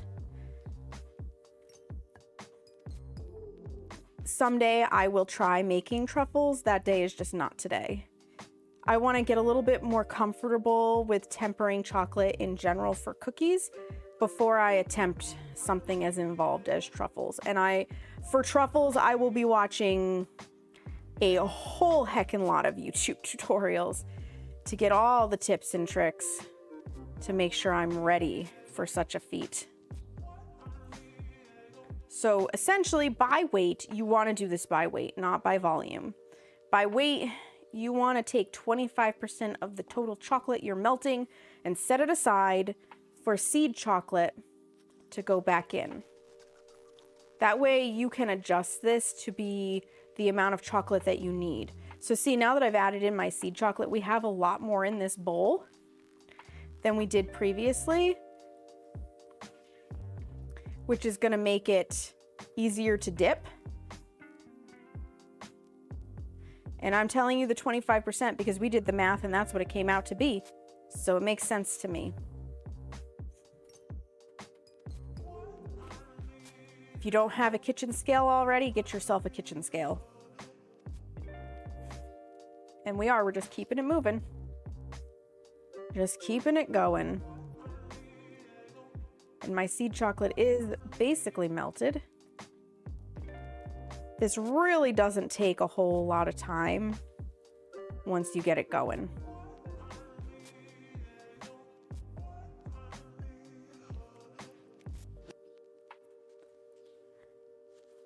So we're bringing this down to between 80 and 82 Fahrenheit. So I'm just going to take a measurement real fast. We're still too high. We're up at around in the 90s. Just scrape this off on here.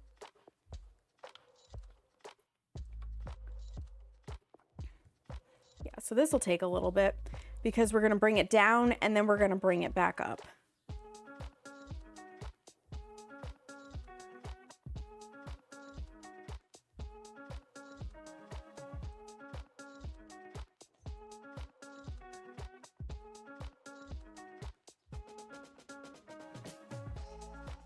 And that's how you bring it into temper. So yeah, this is just the ever so exciting part where we stir our little hearts out. You can use like a little bit of ice I've seen people do to help the cooling process faster, but you've got to be really good on watching that temp to do that. I don't feel confident enough yet to put this over a small bowl of ice to help with the cooling process. I feel like I would cool it too much and cause problems. You also have to be very careful. Do not get water in your chocolate. You will seize it. And once you seize the chocolate, there's no going back. It's ruined and you have to toss it out. Like, you cannot use seized chocolate. Don't get water in it. It's no bueno. Not desired.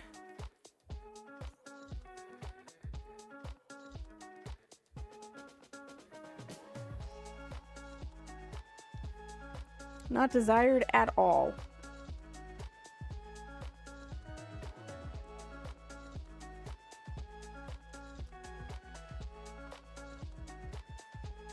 God, I love the smell of it though. Just nice dark chocolate wafting up into my face. Semi-sweet really, but a little bit closer to the dark side. I'm using 60% cacao, so it's got a bitterness to it, but not like a super bitter. And this is another reason to use really good chocolate, by the way.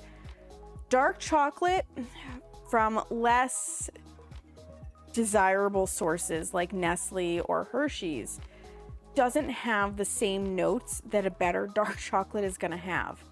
Really good dark chocolates are going, depending on the region that they come from and how the cacao was roasted, are going to have like nutty or fruity aromas and flavors. They are not going to be just straight bitter. I can tell you from my personal preference, right? I don't like typical commercial dark chocolates because they're so bitter. They're just too bitter for my taste. 95. We're still at 95 degrees. I don't like bitter chocolate. So for me, I need a really good dark chocolate or I won't eat it. I thought for years that I just didn't like dark chocolate, I'll be honest with you. And the reality is I just don't like nasty dark chocolate. I don't like cheap, overprocessed dark chocolate. And that's what Hershey's and Nestle is.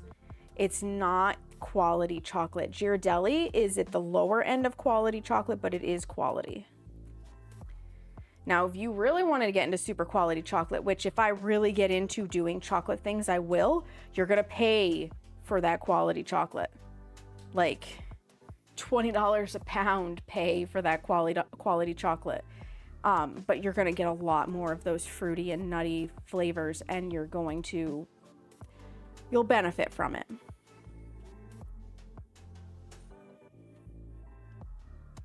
You will benefit from it. No doubt about that.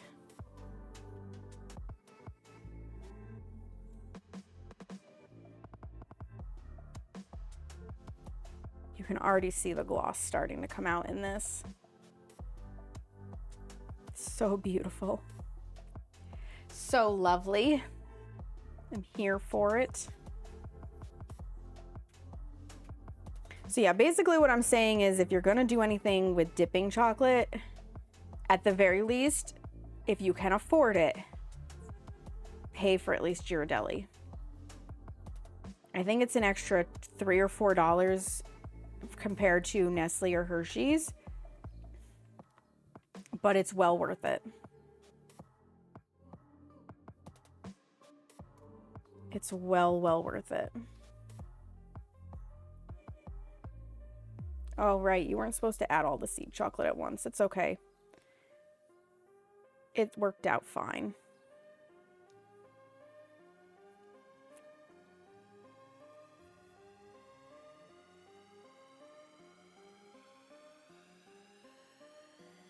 It worked out fine.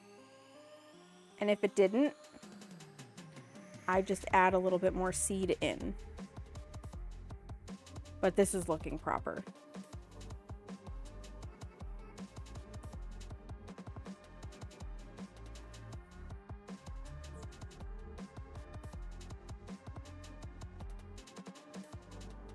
I may not have to transfer this to a... Well, I might be able to tip the bowl instead of transferring it to a smaller bowl to get a deeper dipping area.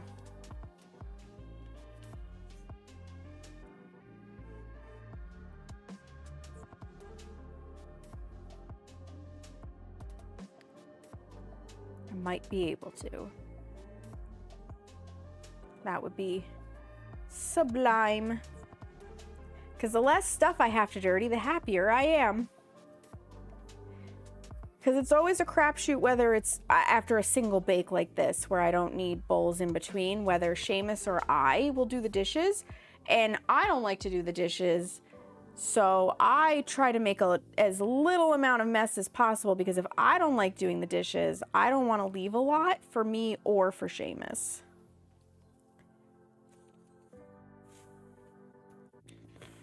It's only right. It's only right.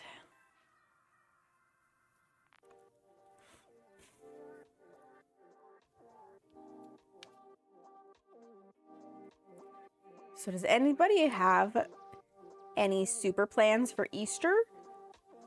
Or are you guys just like chilling? Like, what kind of a day is Easter for you? For me, I end up going to see family, which is why I'm doing the baking that I'm doing. We have a nice dinner. We're not really super religious, so this isn't really a religious holiday for us. It's just turned off. It's kind of just an excuse to have a family get together. 92. Have a nice get together, eat all the food.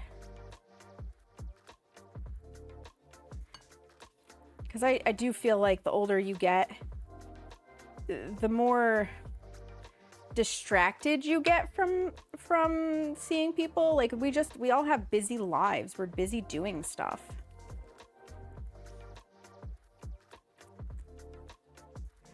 So using a holiday as a reason to get together and see everybody is not a bad thing. It's just another day for you, Cags.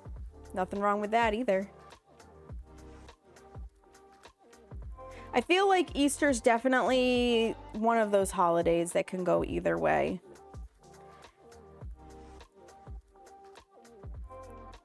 It's not like Christmas where, religious or not, you're probably getting together with friends and or family, or American Thanksgiving. It's definitely not everybody celebrates together kind of holiday.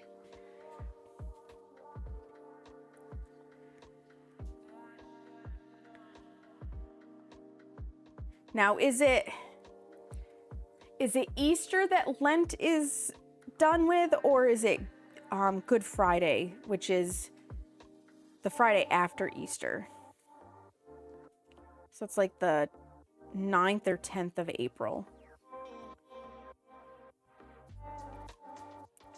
Can't remember.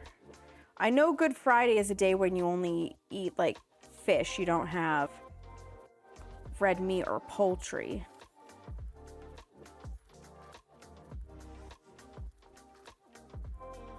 At least if you're following religious doctrine. So my dad's side of the family is very much Catholic, minus my dad. And I mean, they're relaxed compared to my grandparents. But you gotta understand, my grandmother was full-blooded Italian. And I think it was not her parents, but their parents possibly. No, it might have been her parents were the immigrants. They were the ones who came over from Italy. So Catholicism and religion was very important to them, and then to my grandmother and my grandfather. Like, very, very, very important. They wanted all of us kids baptized Catholic, and my parents were like, no. There's actually a chance that because of the way my dad went about things, my parents' marriage wasn't even sanctioned by the Catholic Church. Not that that has any weight when it comes to the legality of being married in New York State, but it's just one of those little family tidbits. Because my dad, he be like that sometimes. Where we at?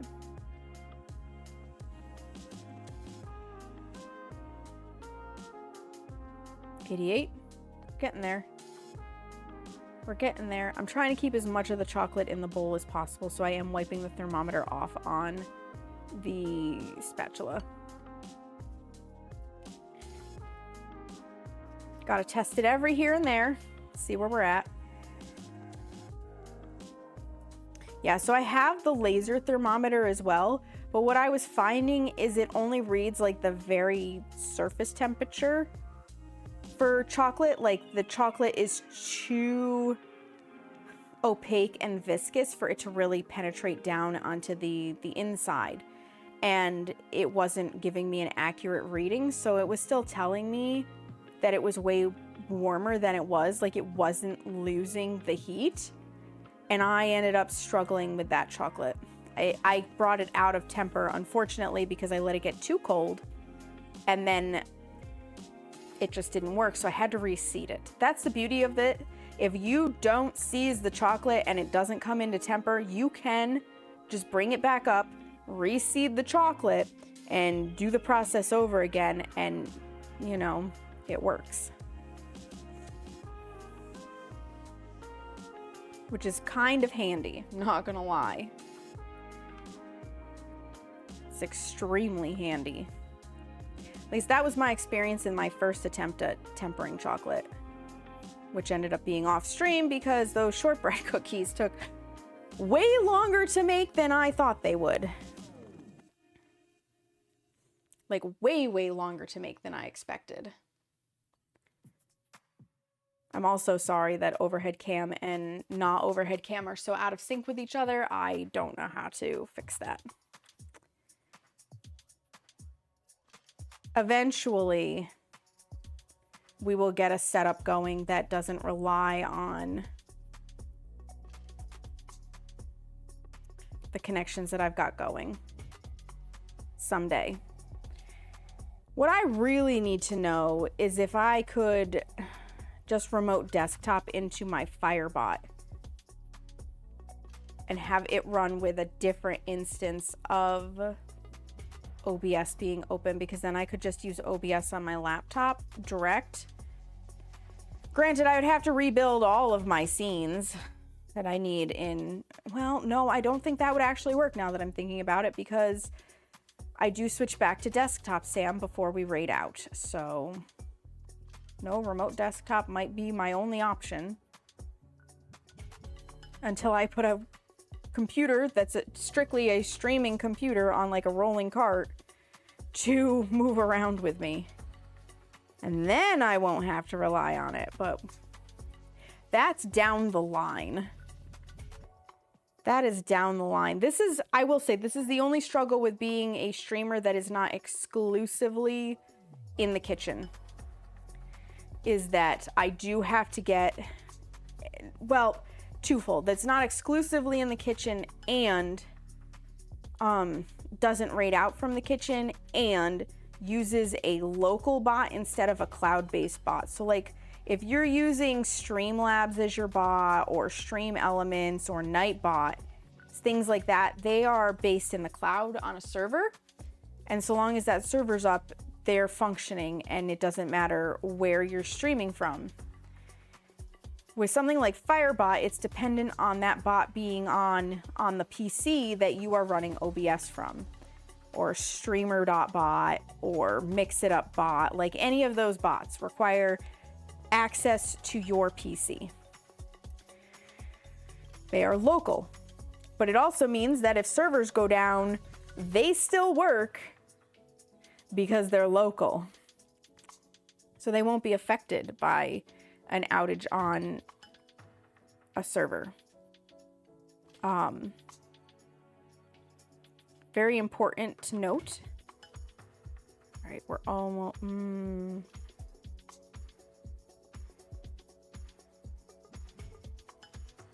87 still.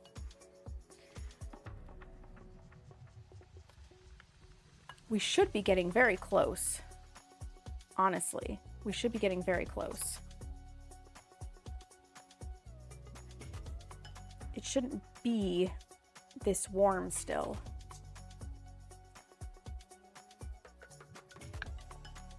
And I can also tell a little bit by where it is coolness-wise by how it feels to stir it. But anyways, If I were strictly a streamer in the kitchen, I could just set up my laptop to be my streaming source. All of my cameras would directly plug into it and we would have less lag and hiccup. That's how I did it with my very first baking streams when I was doing my Christmas cookies. I just copied everything over to OBS and went from there. But I was using Stream Elements exclusively and extensively for like layouts and stuff. It wasn't native into OBS, which meant I could just have the same browser source, but change stuff in Stream Elements to make my stuff look different.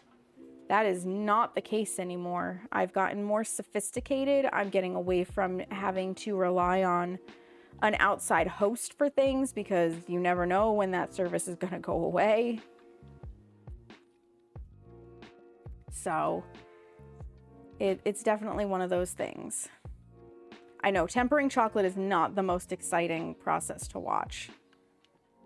I'm really surprised that it is not down to the 82 degrees that we're looking for.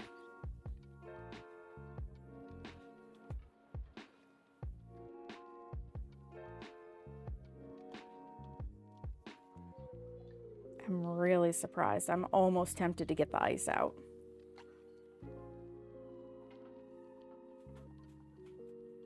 Almost.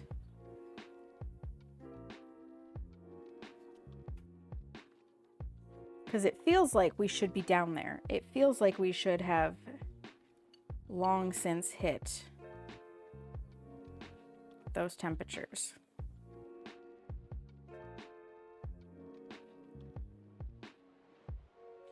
$86.5. So we're dropping, but slowly. So painfully slowly.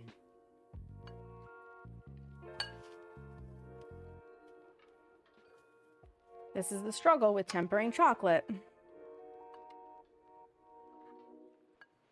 I am gonna, now that the trivet has absorbed a lot of the moisture, I'm gonna take it off of there because my bench is a lot cooler and that'll take a barrier away and hopefully help with the cooling process because the trivet could be insulating the bottom. It's a possibility. It's a possibility. Oh. You guys, I have a confession to make. I don't want to go to work tomorrow. So, full disclosure, I love what I do.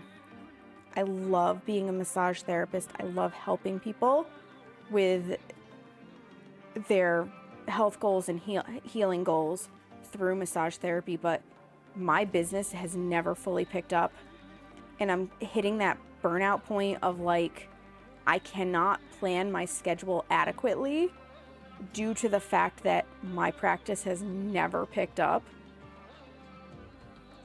Which in part is due to chronic health issues, but it's also just, I don't know, for whatever reason, I struggle with the marketing and I struggle with getting word of mouth going. There are some people who are like, oh wait, you still do massage? And I'm like, yeah, I've never stopped. Like, what do you mean you still do massage? So I am hitting the point where like I need to talk to a therapist first because obviously there's a lot weighing on my mind with this decision because massage therapy has become very much a part of my identity. And I've been out of the traditional workforce for so long. It's been almost a decade that returning is nerve-wracking, but I am highly considering closing my practice. And I mean, I've said this before, but I keep circling back around to it. So I really need to give it some thought. Closing my practice and just going back into the regular working force. There's a possibility that with Seamus's VA stuff, it may not even be necessary. it may not be necessary. I may be able to just do Twitch things and work on content creation stuff and not have to worry. Which would be amazing, chronic illness wise, because then I can just let my body do what my body needs to do. And I can set up an actual schedule that is not going to change around content creation, because I won't have to worry about being interrupted by, and it sounds weird to say interrupted by, but when your clients are as infrequent as mine, by a massage happening this week that's not going to happen over the next 3 weeks. Like, I don't have a regular enough group of clients where I can say, yep, I'm always busy Monday from 11 to 3, Tuesday from 11 to 3, Thursday from like noon to 4, and Friday from 1 to 5. So I will schedule my stuff around that. Like, it's just not feasible. Because like this week, I came into this week like, all right, I have no clients. It sucks monetarily, but it's kind of for the best with where my cold is sitting, because it gives me more time to recover. And then Monday evening, oh, speaking of, I forgot to call somebody back because they called off hours. But Monday evening, I got the email of somebody's booked a massage for Thursday. So all of a sudden, I went from, yup, nothing on the books to I have to leave for work at 2 p.m., I think? 2 or 3 p.m. Which is kind of smack in the middle of the day.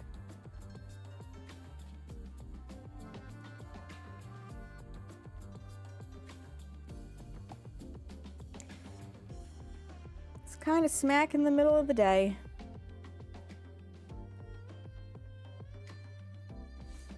Makes it hard. It makes it really hard to plan. And if there's one thing I've learned now that I know I have ADHD, now that it is confirmed, I struggle to not have a schedule.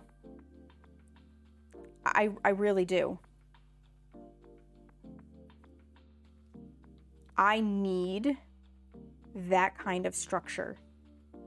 And I can't get it when I have events that happen that interrupt. So I need to know that on Fridays I am working from this time to this time. I need to know that on Sundays I have nothing to do until I stream. Like, I need that level of structure. And I can't even be like, all right, every day I get up at this time and I do this task for this long, so on and so forth, because I don't know if I'm going to have a massage that day. And I was hoping that, within 5 years of starting my practice, I would be fully booked. And by all rights and means, I was heading in that direction, and then the pandemic hit, and it just boned everything. It's been a very valuable experience, but I do have to just, like, I'm in that serious consideration phase, because I don't know how much longer I can allow my mental health to be wishy-washy, because I don't have the structure that I really need.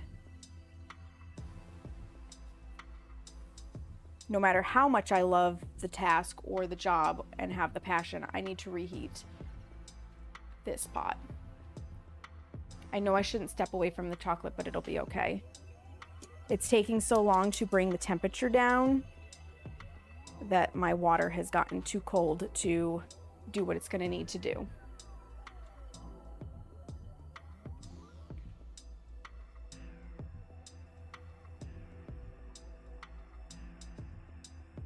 And this is always a struggle I have, is getting the temperature of the chocolate back down before I raise it back up to bring it into temper to do what it's got to do. But yeah, so I'm definitely in like career crisis mode again, which sucks because I was hoping when I made the career change in my late 20s, because like I said, it's been almost 10 years now. It'll be 10 years since I left my office job in September, end of September, early October. Like, I've given it probably enough time. It's just very sad. And I don't like change. I do not like change. So it takes me a little bit to act on things. I ruminate for a while before I make a decisive move. Now, I don't think I would give up my domain. I think I would change my DBA though a little bit. Because I would still sell my handmade crafts and stuff. It would just, I would change my domain, my website to be strictly selling my handmade crafts. Like that would be what I was doing. Because if you're not aware, I do make jewelry. And I dye fabric, silks and stuff. I just have been very bad at getting it all listed. And I have that locked behind a channel point reward because since it is tied to my massage business right now, my real name, like my full government name, is on there. My business place of address is on there. Like that can't go out to just anybody. Camera's frozen. Thank you, Kags. Thank you, Kags. We're having droid cam issues today.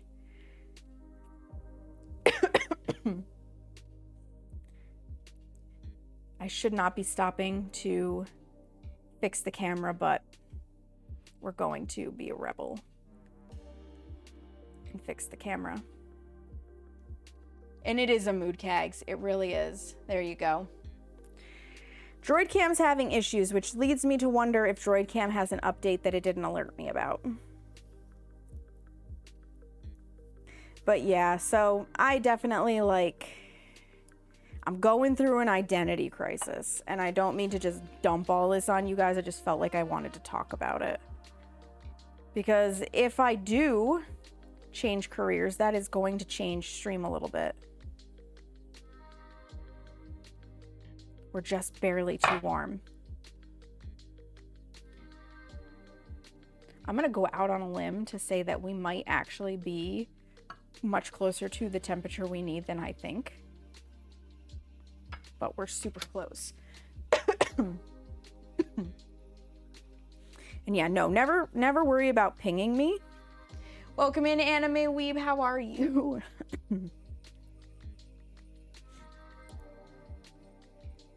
It doesn't actually make noise for me, unfortunately. I should really fix that, but it does highlight the message, so I'm more readily noticing it when I look over.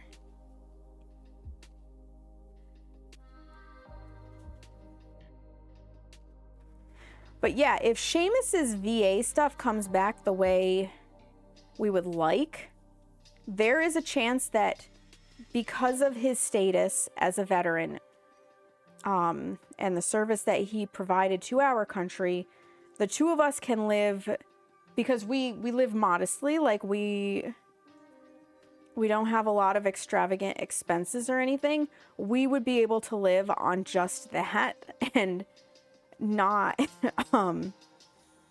I would not have to worry about having a traditional job at all. Which would also be kind of cool.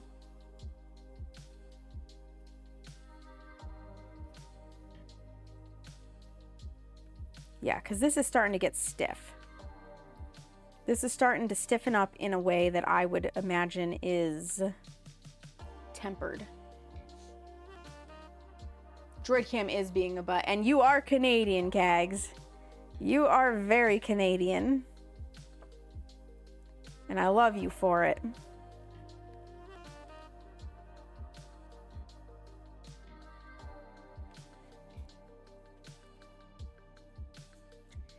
We appreciate our northern hat.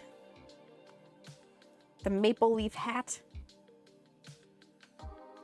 Very friendly until it comes to wartime situations, and then you are the reason that the Geneva Convention had to be written.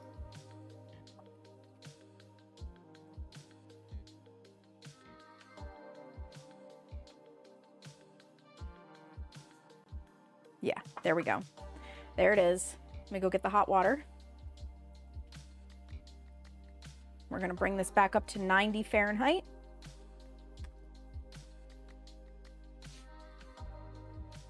Ugh. Sorry about that. I've got the mucus. The mucus is on the move.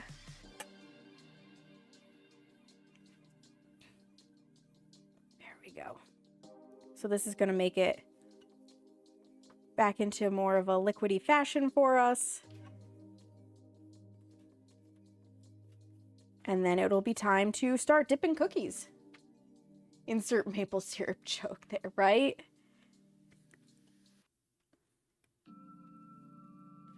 Yep, and our only location of maple syrup that can combat or compare, I guess, to Canadian maple syrup is Vermont. Vermont maple syrup is up there. But nothing beats real maple syrup in general. Like, I grew up on Mrs. Butterworth's. It's just not, it's not the same. Mrs. Butterworth's is not the same. I thought for a long time I didn't like maple syrup because I grew up on Mrs. Butterworth's. And then I tried actual maple syrup and I was like, oh, I see. I understand. This makes so much more sense now.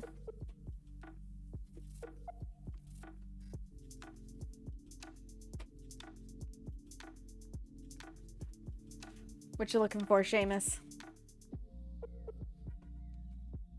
And we froze again. Gosh darn it.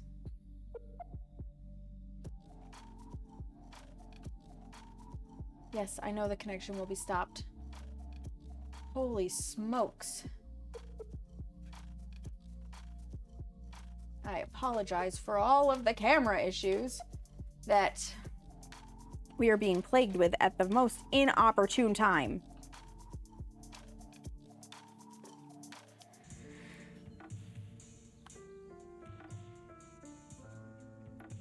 Okay, where are we at temperature-wise? Oh. We're done. We may have brought it up a little too high, but we're done. Should be okay. One way to really check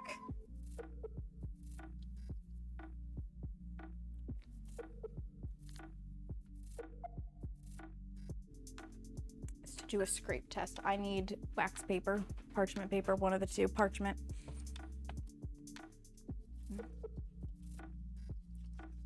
We're gonna need the parchment anyways, so this is not that big of a deal. Oh my god, droid cam!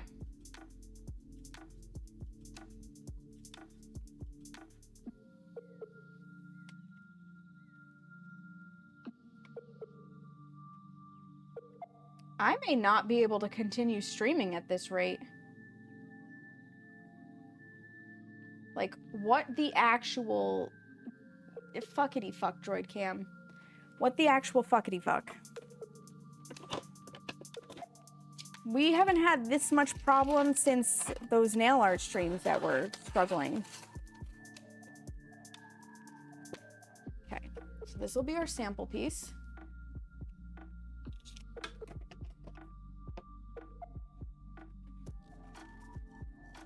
And I just want a spoon to make this easier.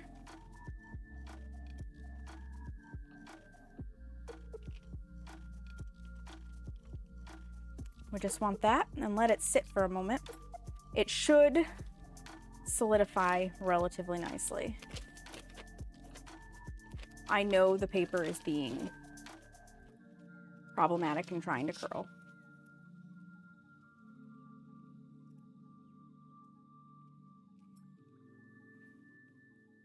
I know that it is. I think we're good to go. I think we're good to go. So I'm going to take this and put this back over. No, actually, I need to keep this nearby just in case I need it. The thermometer, on the other hand,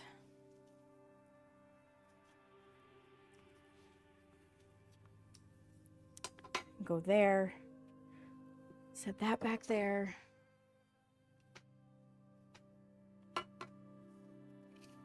My papers can come over here. I need, bring this over. Yeah. So it shouldn't be gooey after a few minutes is what we're looking for. It should set up.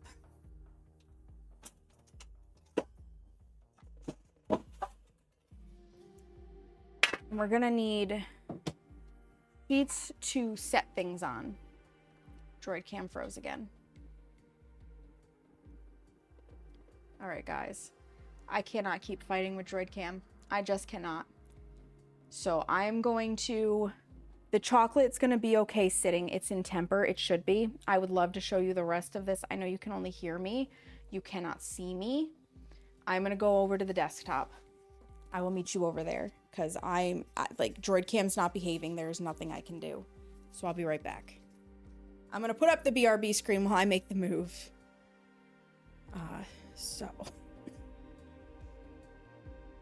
Off in this room, I'm gonna either have to start taking clothes off or take a moment to put a fan in the window.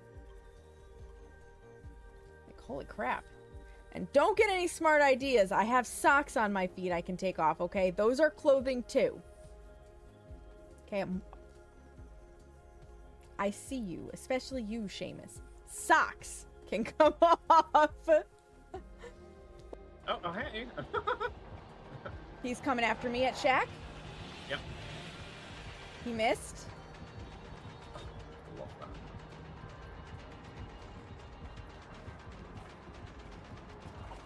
Oh, no! I missed this. I made it! So, let's go. Okay. My apologies, you guys. Like, Droid cam does not want to work. I wanted to actually show you the chocolate dipping portion, but Droid cam is being an absolute hoe, not working, not behaving, and I can't fight with it. I cannot fight with it. Thank you, Cags. Those are very cute. Those are very cute. So, we are going to find a place to go hang out where hopefully their camera is working a lot better than my camera because goddamn. This I hate it when stuff like this happens, but today has just been one of those days where if it can go wrong, it wants to go wrong, and there's nothing I can do about that, you know? There's nothing I can do about that. So, let me see who's doing the stuff and the things, who's actually still online.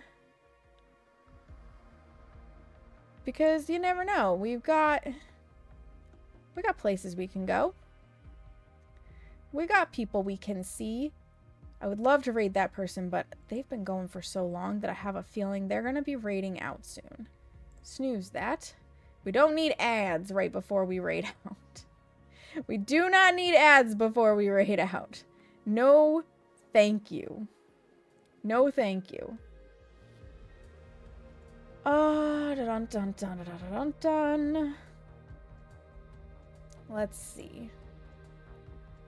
And this is going to be a raid and run for me because obviously I have to continue with the chocolate before it's not workable anymore. I will do my best to remember to put photos up. Brain has been playing fuck games, so I can't guarantee, but I should get pictures. I should get pictures.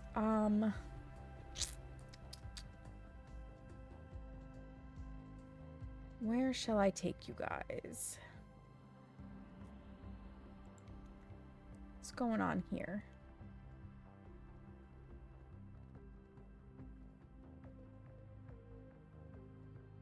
How long does this person usually go? Because that's the other thing. Like, I don't want to raid you into somebody who's about to be done. Right? That's also not fun. So I just need to see.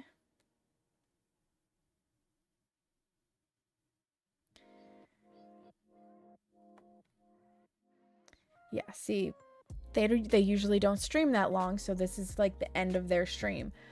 What about this person?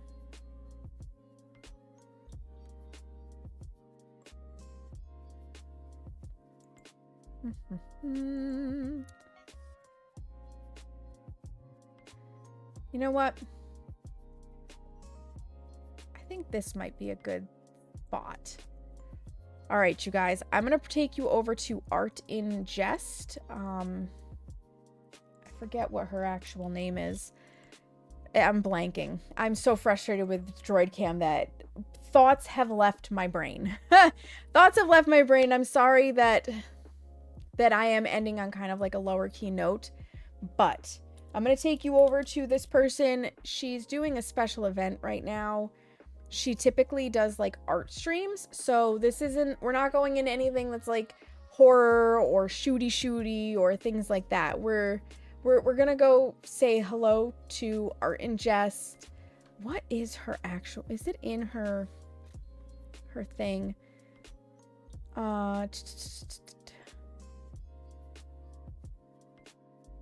Brenda. Brenda is her name. We're going to go say hello to Brenda. I knew that there was something that people called her. Thank God for About Me sections.